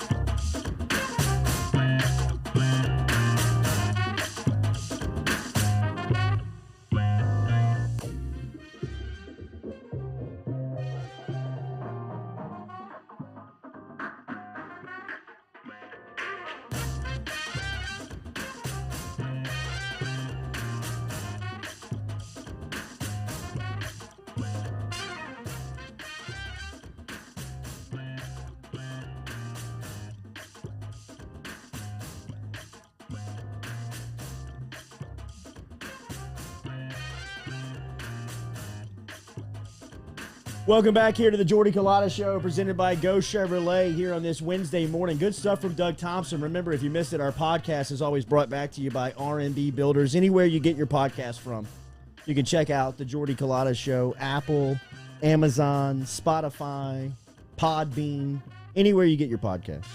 Jordy Culotta Show brought back to you by R&B Builders. Call me, I'll read it to you. Every Wednesday, Word for word. we link up with the South Louisiana's finest. This week he is over in Austin, Texas. Our good friend Jean Paul Bourgeois, the chef, checks in with us every week. Good morning, Chef. How are you? Good morning, everyone. How's everybody doing today? Yes, sir. Doing great. I caught up. My last duck camp dinners I watched last night was the Cajun grocery run. That's one of my favorites. Is Jay the best shot out of y'all, Chef? Jay's a good shot. He is Jay's a good shot. I don't know, but both Jay Jr. and Piku are all. I don't know. Everybody's pretty good shot. Like I'm probably the worst. I'm probably the worst shot. I'm only there to cook, but I'm probably the least effective. But I have my days. Yeah, I was about to say you had some good ones on this run. Jay's pretty sharp though. Yeah, I mean, and Juice is great for the crowd, bro. Juice is our Lloyd is our Juice. He's just great for the camp. Just gotta have him around. And look, those guys, man, they become family to me, being out there. And then through duck camp dinners, they were so perfect on it because they were such themselves. They didn't play anything up. They were just let the cameras roll and do what we do, and it just and it kind of just really worked out. But yeah, they're family at this point, man. How much is crew, and how much are your boys? What's the breakup there? How do you mean? Like when you guys are at the camp, how many are the crew that are shooting the show, and then how much just your boys there? Yeah, so there was 2 video guys and a photographer. Okay. So 2 videographers, a photographer, and then all my boys. So like Mike and I, we went to elementary school together. Jay and I, we have the same birthdays. We met in college, like our freshman year in college, and just been best friends ever since. And I met Juice and Piku and Junior all through they're all Houma folks. Juice is down the bayou south of Fouche, but he lives in Houma now. So it was always a connection at the duck camp. Even if we didn't know each other that well, like a long time ago in college, that's how we got to know each other, is through the duck camp, and then just through the last 10 plus years hunting together. All those years, we just become really good friends. Chef Jean Paul Bourgeois every Wednesday right here on the Jordy Culotta Show. Your food questions. I saw that they were on the menu was buttermilk biscuits. Chef, what is the key to making good buttermilk biscuits? Well, I'll give you the cliff notes here, but there's also a great biscuit recipe on my IGTV. You have to scroll a little bit to find it because there's a bunch of them. But you'll notice I've done biscuits quite a bit on Instagram. But the key to great buttermilk biscuits, there's a couple of them. One is keep everything cold as much as possible. So, if I can, the night before, I'll put everything in my fridge or my freezer even. The flour, not the buttermilk because that'll freeze, but the butter, all my mixing ingredients in the freezer, and then I'll make it if I can. But definitely you want to keep your butter cold, and I would totally recommend this to anyone. Whatever butter, if you're using butter for your biscuit, even if you're using vegetable shortening for your biscuit recipe, put it in the freezer overnight, the amount that you need, and then take a box grater like you would grate cheese on for nachos, and take that box grater and grate the fat, the butter, or the vegetable shortening. Instead of cutting it up with your knife or using the dough cutter, use a box grater and shred it, and that just really helps disperse that butter, but keeps it in large enough chunks to where it helps those little pockets to give lift to the biscuit.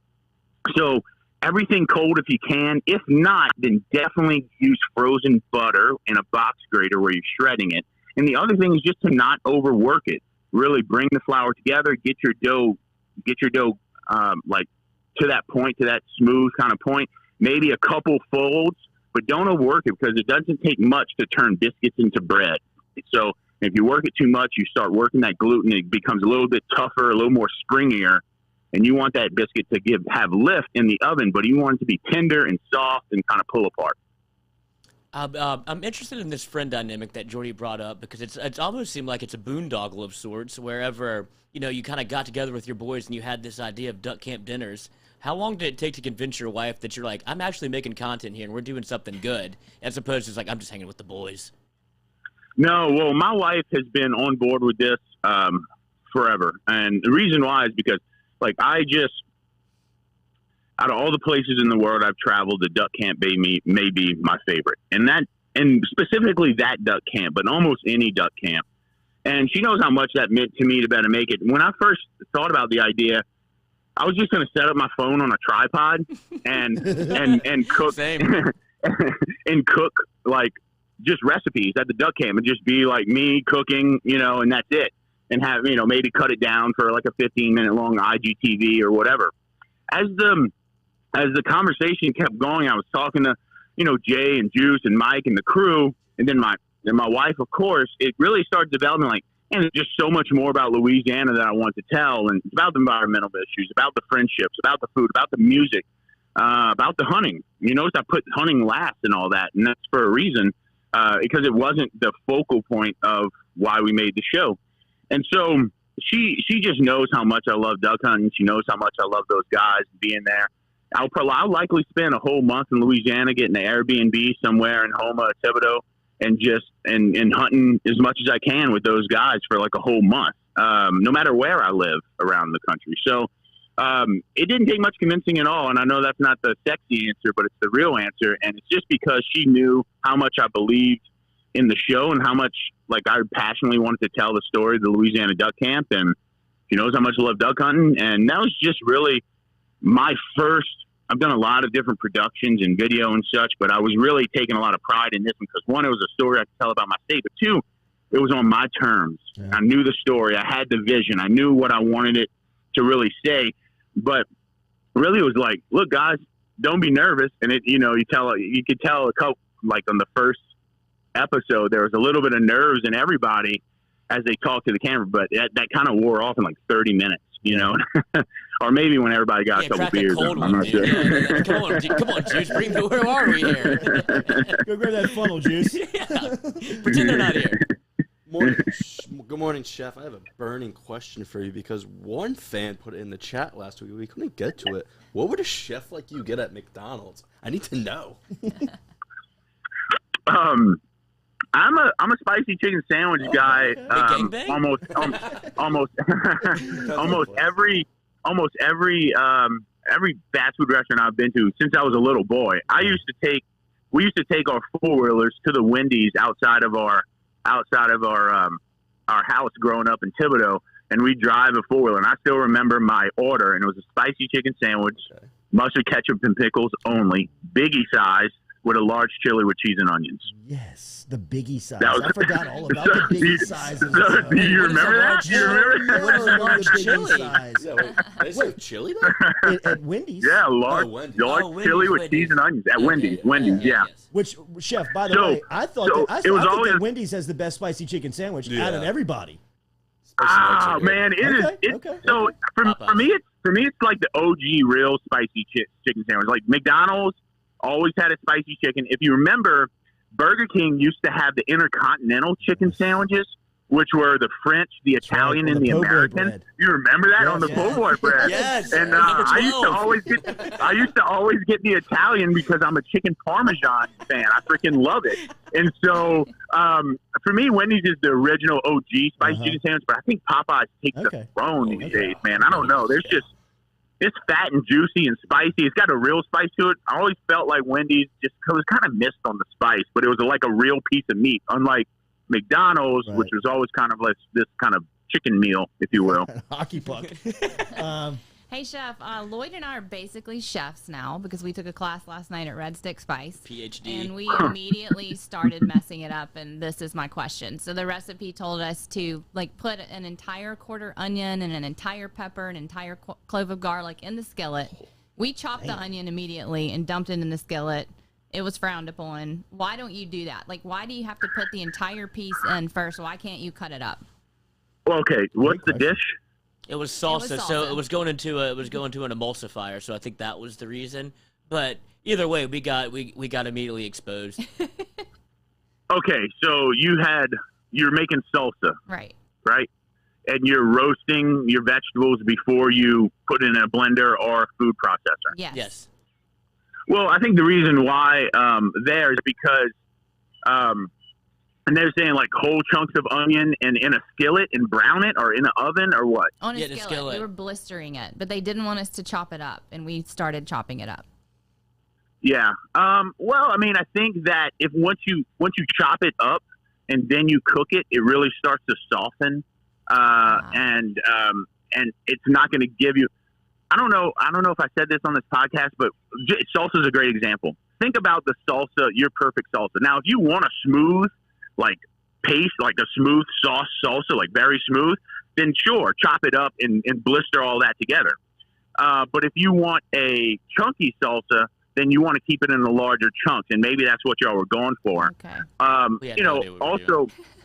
Also like all those recipes, I mean, ingredients have water in them, right? So if you cut them up smaller and then start cooking them, you're releasing water, and then that may affect the final outcome of the salsa. So I don't think there's necessarily anything wrong with what you did, but in the perspective of what you want it to be like at the end, the final dish, that's probably what they were going for, more a chunky, rustic salsa. And therefore, you probably want to keep those sizes larger and get them a good kind of blister and burnt on all sides before you throw them in that food processor. Because then you haven't cooked it all the way through, getting that soft stuff. If you were going to puree it till it was smooth, and sure, it doesn't matter what size you cut it. You just need to get it cut and get it soft so it can puree smooth.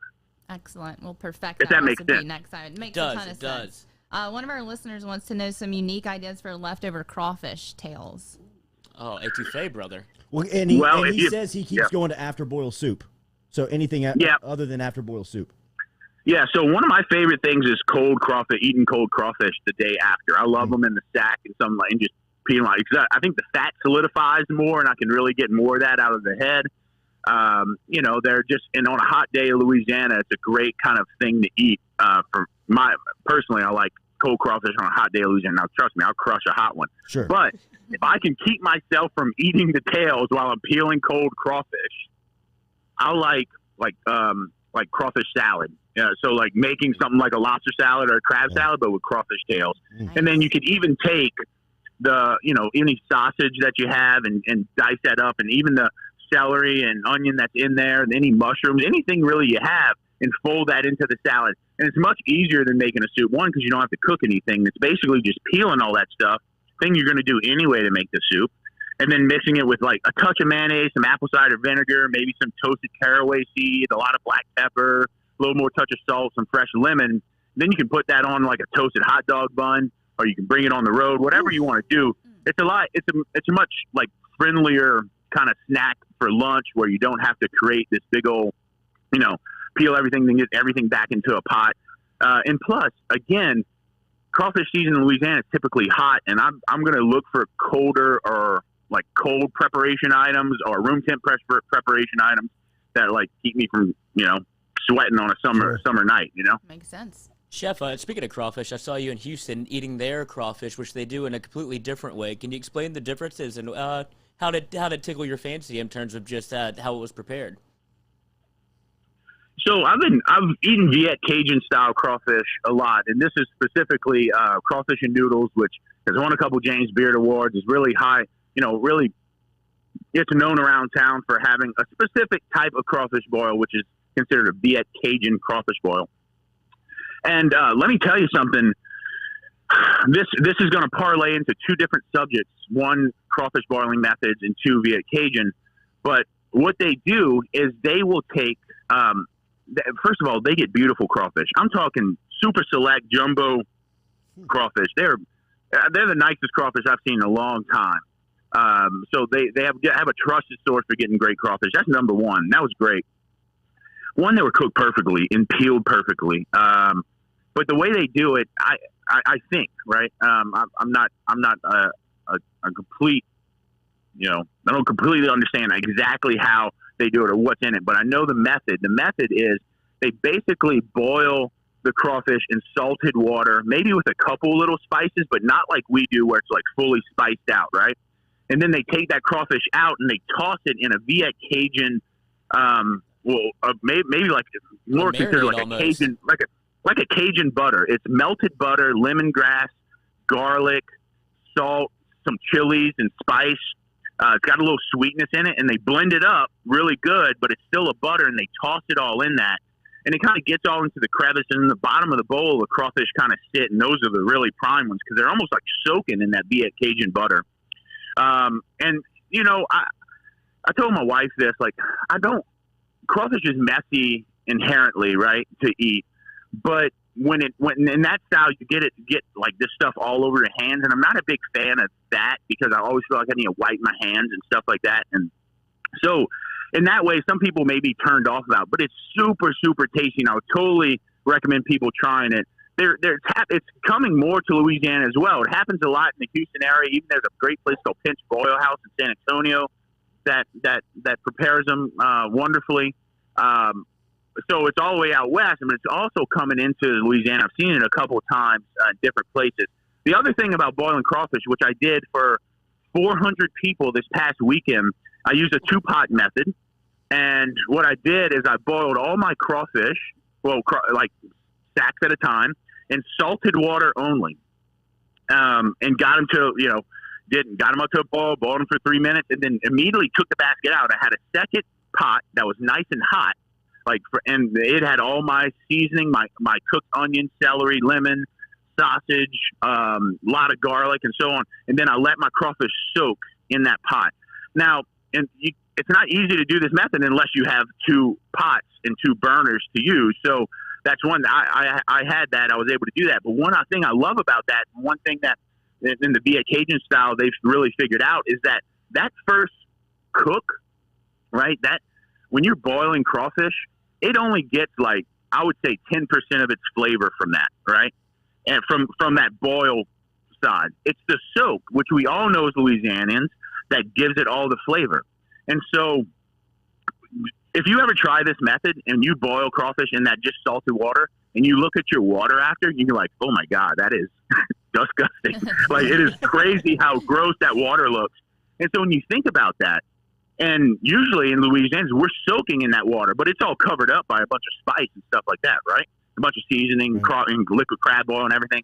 But when you take it out of that water and then soak it in fresh water where it never had crawfish boiled in it, then it starts to soak in just that pure, like seasoning. And then what you get is like, I don't know, a much cleaner, it's almost like it purges the crawfish or cleans the crawfish first while cooking it, and then the soak where you get the 90% of your seasoning in that way. And so I would totally recommend both ways. The Via Cajun style where you're boiling in salt water, then you're tossing in a robust butter of minced garlic, shallot, ginger, lemongrass, chilies, a lot of butter, salt, black pepper, or taking that two-pot method Cajun style and go salt water first and then into a spicy broth for the soak. How is Austin treating you, Chef? Austin's been great. It's really, punching above its weight class, in my opinion, in terms of like what I expected. I've spent a little time in Austin before this, but you really, as a chef, you have to admire a food scene that caters to not just like Austinites who moved here from a lot of these, California or Chicago or New York and these bigger cities with these robust, incredible food scenes.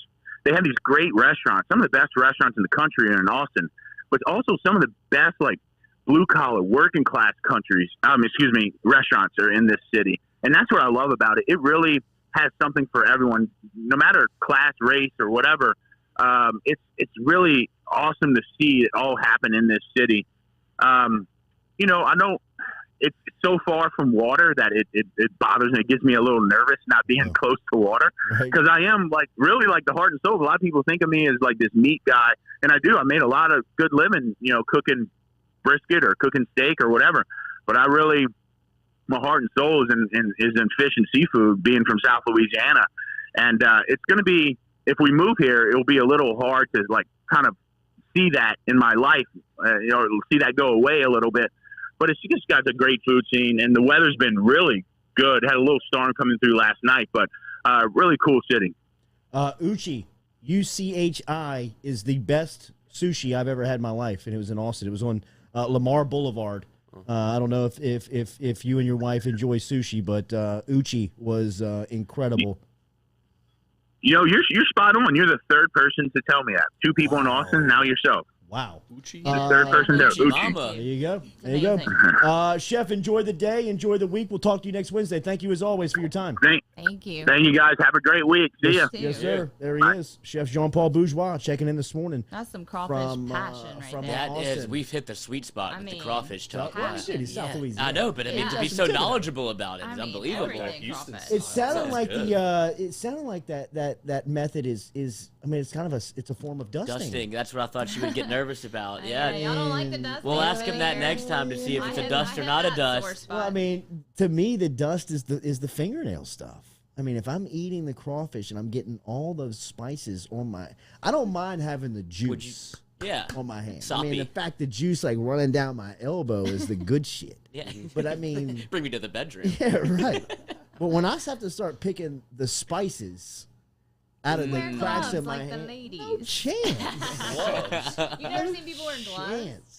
Oh my Soft. gosh. Soft. So many people do that. You see them do that when they don't want to get their nails. But it sounded a messed little up. bit to Well, I think sounded that- very similar to a dusting. I've seen the Viet Cajun on it's a show on Netflix called Ugly Delicious. It's very like chef related. It's David Chang. He's won he talked about James Beard Award, so I watched it. And it's more of like crawfish and noodles. You eat it with not with your hands so much as it's with like a set of chopsticks or something like that. So that might be like a little hack. Yeah, it's different. You can't Yeah. think of it like crawfish. You have to think of it like a crawfish dish. Yes. The after the boil, with the crawfish tails though, to me as I've never done that. that is Apparently that's What was popular. that? J.M. James who was Yeah, asking he that. did. But yes, the after the boil, which I know that he mentioned that has been his go-to. I love that Chef said he just eats it cold the next day. That's I a like South that. Louisiana I've move never for tried sure. I Yeah. like that too. Cold crawfish don't bother me. Nah, not at Yeah, it all. doesn't bother Cold me. food I doesn't just bother me. thought that was I a like faux cold pas lobster. here. Never all had right. lobster. There, lobster. NFL schedule, week 1 just dropped. Yeah, is it just week one? Just week 1, they're doing the teas. Come Okay, on. get out of here. So if you want to reset, we can go over it when we come back. Let's do that. Also, Dick Vitale sounding off last night on Dog Nation. What was that? That He thinks of you at night, he man. was on. I mean, this guy. Just He say does. Will Wade. You don't have to be so coy. Just say it, bro. Just say what you want to say, man. I mean, he's going around beating around the bush. It is obvious he is speaking about LSU and Wade in some of his latest remarks. We'll catch you up here when we come back. And as Lloyd said, week 1 of the NFL schedule has been published. We will tell you where the New Orleans Saints will open up, where their first opening day without Drew Brees in over 16 seasons down in the Big Easy. Daily, we're brought to you by Johnson Spillers. Remember, our dentist over here, Johnson Spillers. Online, johnsonspillers.com. All over social media. Get in touch with Dr. Johnson, Dr. Spillers today. Pediatric dentistry. If you're looking for some Botox, they can help you. Office in Baton Rouge, office in Gonzales. I'll stop by and see Dr. Spillers in the Baton Rouge office tomorrow, which is located on Perkins Road in between Seagan and Bluebonnet. Stop in Gonzales. Yeah, been this fired the up. Countdown is over, Been fired man. up, bro. Is this Not your gonna day? sleep tonight. Gonna pull Tomorrow. Gonna pull an all-nighter before. Oh, no, we're back before my, already? no. To the dentist. Oh, the okay, dentist. okay. Are you really? You're sweating the dentist, huh? Going to the But it's the Chad. dentist. I'm actually been looking forward to it. Yeah, it's gonna be Those exciting. pearly whites. Trying to get them right, bro. Trying to get them right. We'll be right back. If he comes back with veneers, I swear to God. You're gonna be looking like Booger. Yeah.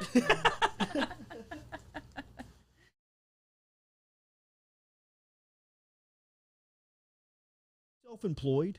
Then you need to learn about Angel Oak's Home Loans Bank Statement program that they're offering, which makes you eligible as a self-employed borrower to purchase or refinance a home without requiring a tax return. If you want to learn more, get in touch with me. Email me, Jordy at jordyculotta.com, to learn about the bank statement loan program offered by Angel Oak. Jordy at jordyculotta.com to learn more.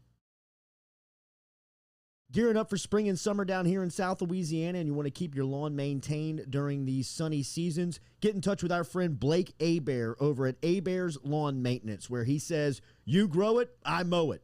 225-485-8022. 225-485-8022 is where you can find Abear's Lawn and Maintenance, the official lawn and maintenance company of the undisclosed location. Relief Health, the only way to get your health care in 2021. In your home or on site, Relief is changing how health care is delivered to you. No more doctor's offices, no more waiting rooms. Download the app today, Relief Health, from the Apple or Google app stores. You can get connected to a local doctor in your community or just order a test directly without talking to a doctor. Their COVID tests are live, and right now they have the Moderna vaccine. Online at reliefhealth.com or download the app from your Apple or Google app stores now. Relief Health, changing the way that healthcare is brought to you in 2021.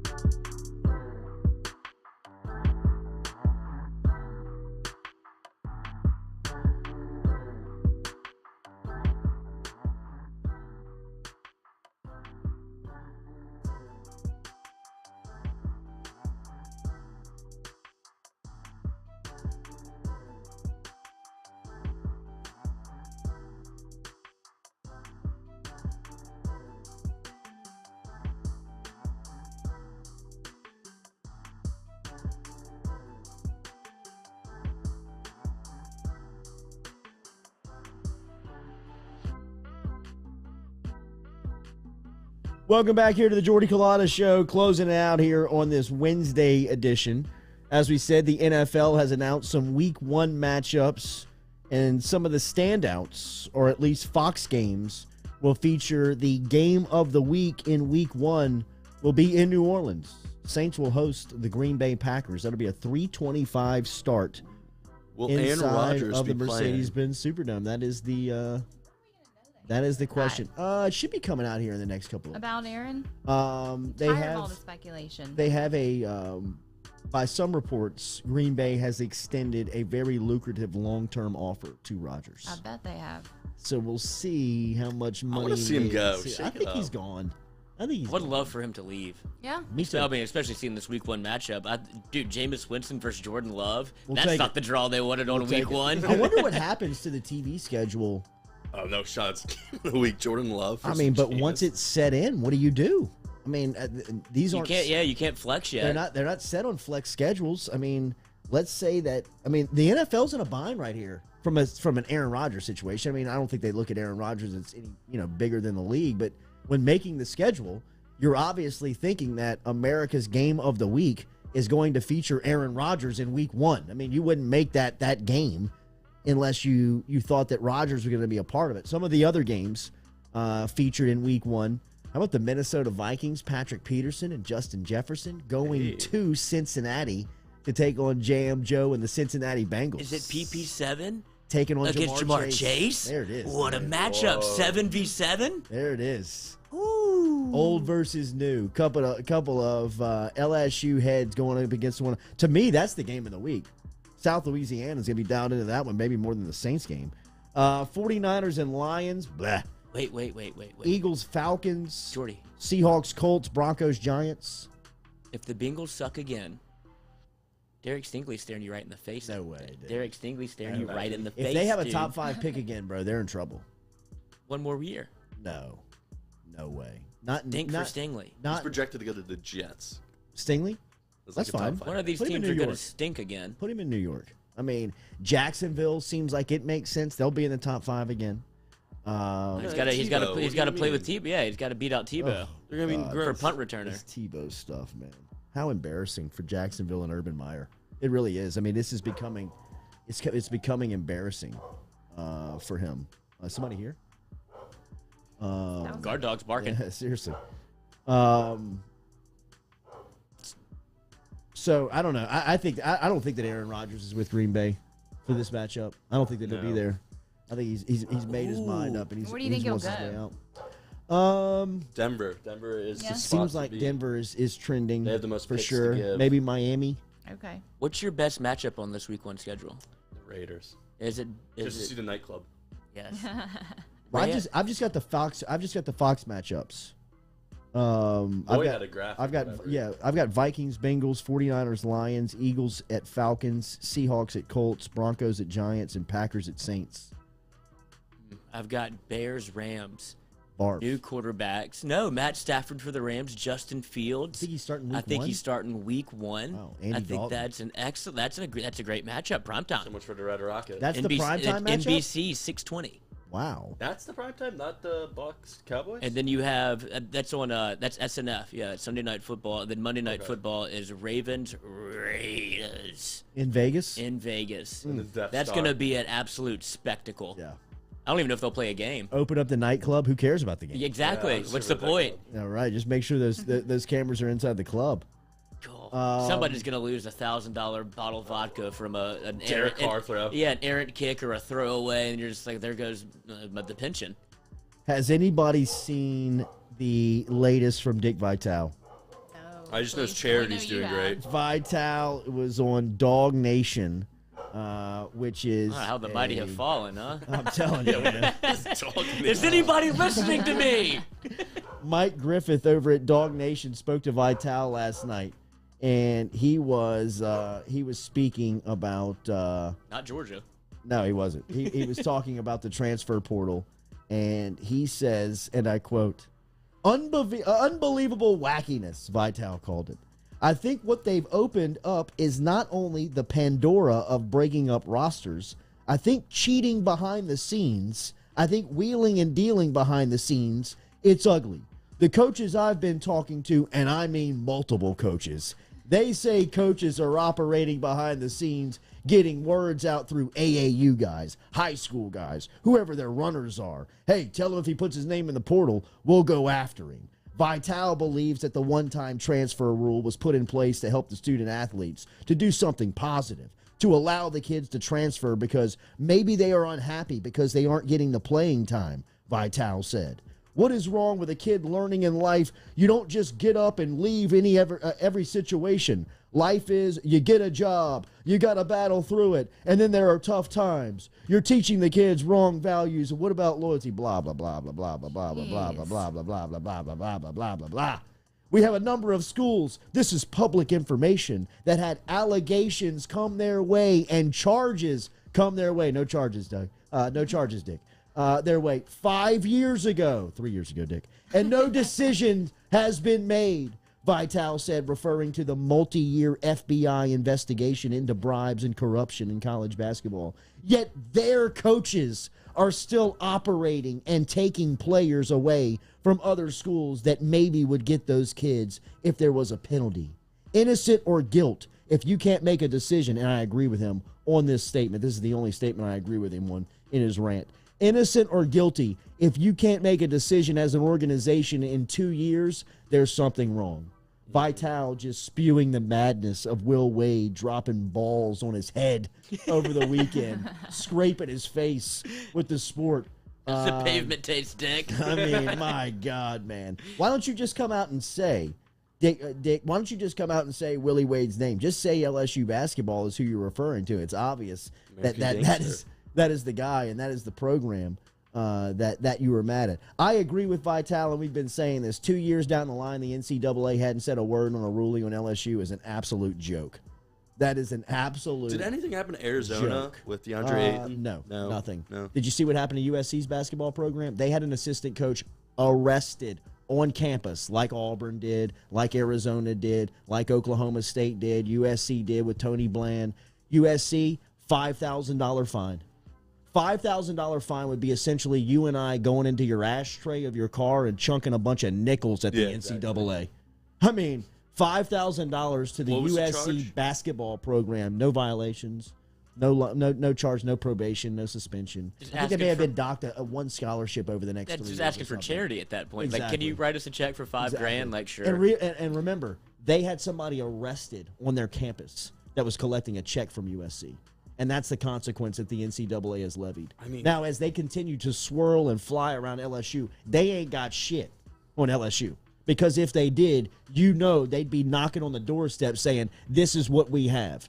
For as much as Will Wade has embarrassed this organization, and that's what this is all about now, is the fact that Will Wade has just paraded in front of their face a phone call where everybody in the world thought that you had him dead to rights. And it sounds damning, but since that phone call, you found nothing. essentially to the people and the insiders of the NCAA and people like Dick Vitale, this is O.J. Simpson walking away with murder. I mean, you had as much evidence from the NCAA standpoint, seemingly, as O.J. left behind on Bundy, right? I mean, you've got the head coach of LSU on a wiretap talking to Christian Dawkins, who is the villain of the sport, about paying players. But since then, they have produced nothing of substance, nothing that means anything, that they have evidence pointing to the fact that LSU is cheating. Zero. And they continue to fly around the program in the city and want to administer interviews and want to look at people's phone records and want to look at emails. We've done all this dog and pony show. They've created independent counsels. We can't find anything in the evidence. You guys look at it. It's the same stuff you guys were looking at. There's nothing here. I mean, that's why I believe as well, with the way that Wade has operated for the last 3 years, with that black cloud hanging over his head,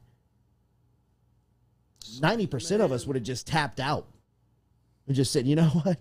This is too much. There's just too much around this.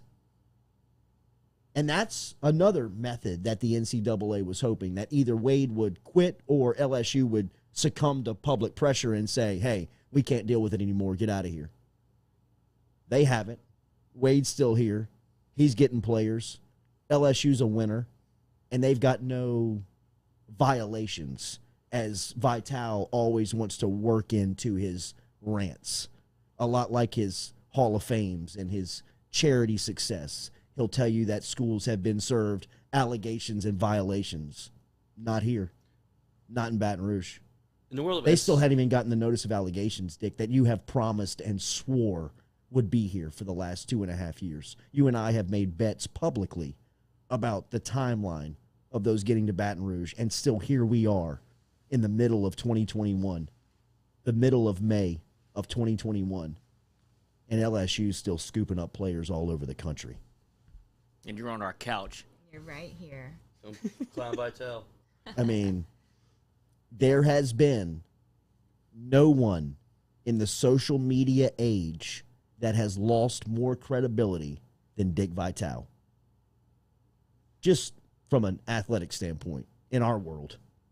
I'm trying to think of an example of somebody that has lost more cachet, more reputation, has seen their reputation shift.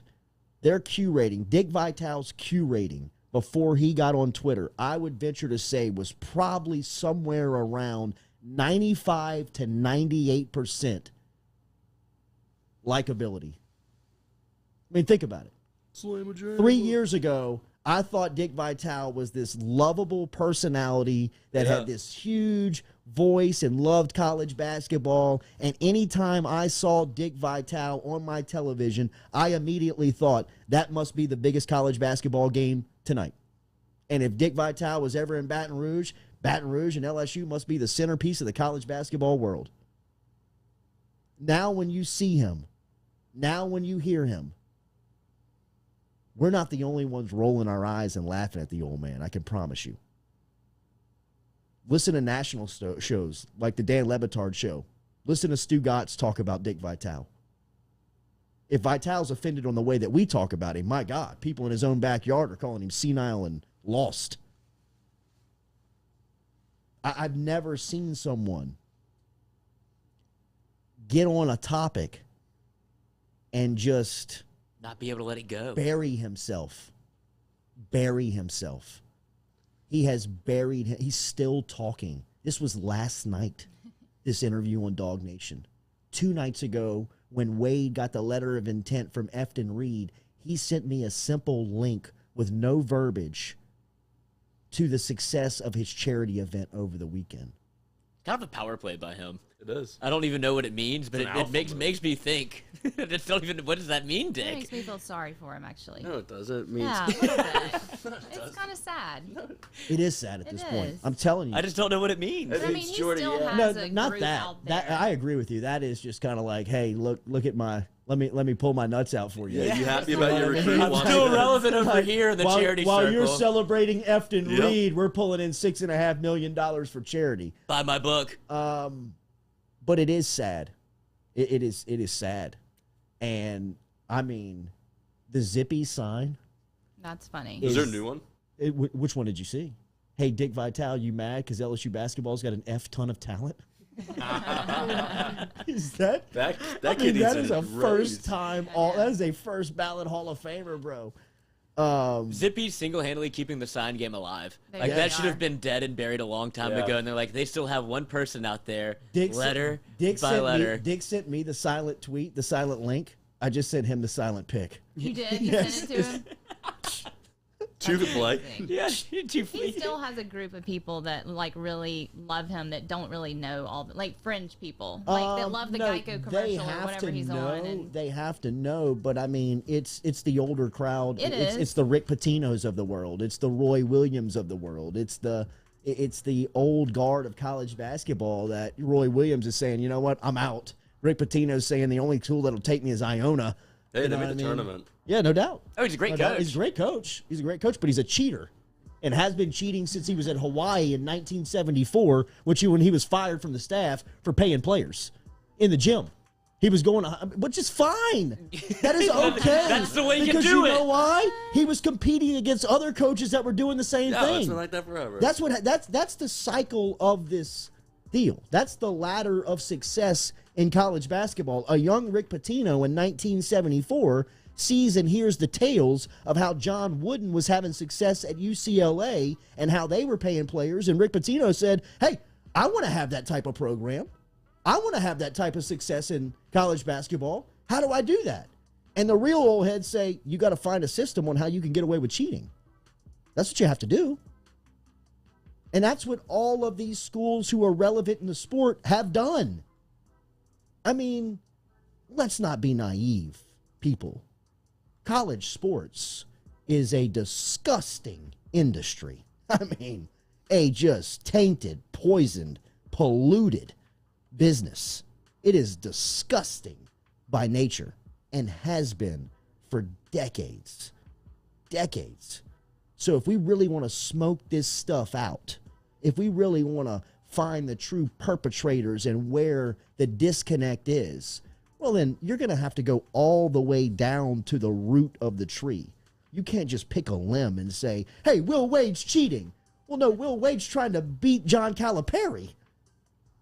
Will Wade's trying to beat Nate Oates. Yeah, what do you think they're doing over there? Will Wade's trying to beat Matt White. I mean, it's they're going after the same players. Zion's dad is on record talking to the Kansas basketball coach, Townsend, in which Townsend offers Zion's dad $200,000. It's on the tape. You think Zion's turning down the $200K in Lawrence to go to Cameron for free? to go to Duke for the brotherhood? It's for the education.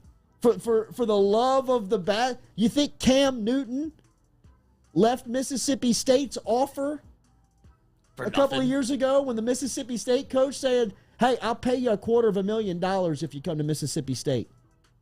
And Cam's dad pretty much accepts it verbally on the air, over the phone line. You think he went to Auburn for $230,000? You think he went for less? Well, if you do, that's on you. You know what I mean? That's your problem. Because you got to realize that this whole industry is disgusting, man. The blueprint is simple. The guys that want to be competitors and want to be true players in the sport, you got to play the game. You got to play the game.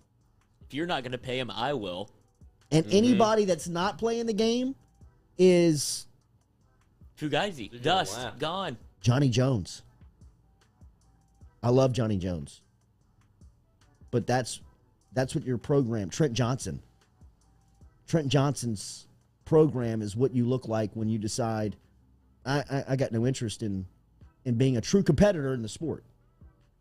I'll graduate my players. I'll make sure that we run a reputable program. But then you're asking somebody out of the band to walk on to play.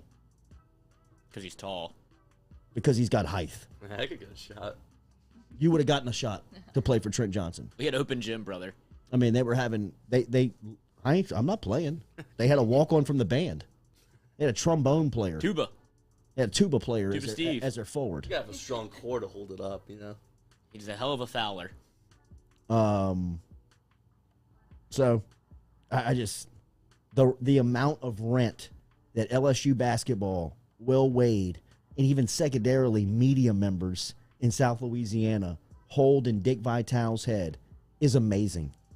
It is amazing to see how much LSU basketball lives rent-free in between Vitale's ears. Dog Nation on a Tuesday night.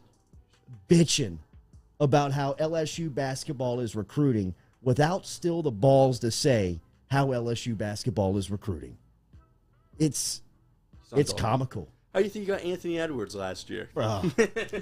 Kidding me? I mean, Ant-Man. get out of here, bro. Get out of here, man. All right, enjoy your day. Have a good day. We will be back with you tomorrow morning. Tomorrow morning, we've got a couple of representatives on. Tanner McGee, who is the author of The Weed Bill, is going to be in the UDL tomorrow at 8:30. Representative Pat Connick out of the New Orleans area. You think the Connick name holds some weight down in New Orleans? He didn't even have an opponent run against him for the last 3 times he's run because they're just like, bro, I mean, come on. I'm running against a Connick here. I ain't going to get a vote. Kind of like the Culotta name. We'll see. Hey. Put that down. 8 a.m. That's taken care of. 8 a.m. Pat Connick will be here. Representative Pat Connick will be talking about name, image, and likeness of what's going on with college sports. He is the author of the bill. Today is a huge day for name, image, likeness in the state of Louisiana. It is on the floor for the House of Representatives, and the author of that bill is Pat Connick out of New Orleans, and he will be joining us tomorrow morning at 8 a.m. So a heavy legislative show. That's a hard day to miss. I'll tomorrow. be at graduation. Okay, congratulations to Sophie. Thank you. Shout out to our girl last night over at Red Stick Spice, Annie. And the crew. Who didn't understand why she was called Annie, actually. I had the convo with her. Oh, gosh. No, didn't mind, but you guys haven't. I don't get Annie a lot. I had to do it. She was offended. I was like, We don't know. hey, Ann or Annie, and she was like, Oh, no. Told you to keep that between us. Jordy gives everybody a nickname. No. Everybody gets a nickname. Oh, no. Annie, I'm so sorry. All right, we'll be back with you tomorrow morning, 7 a.m. Go Chevrolet.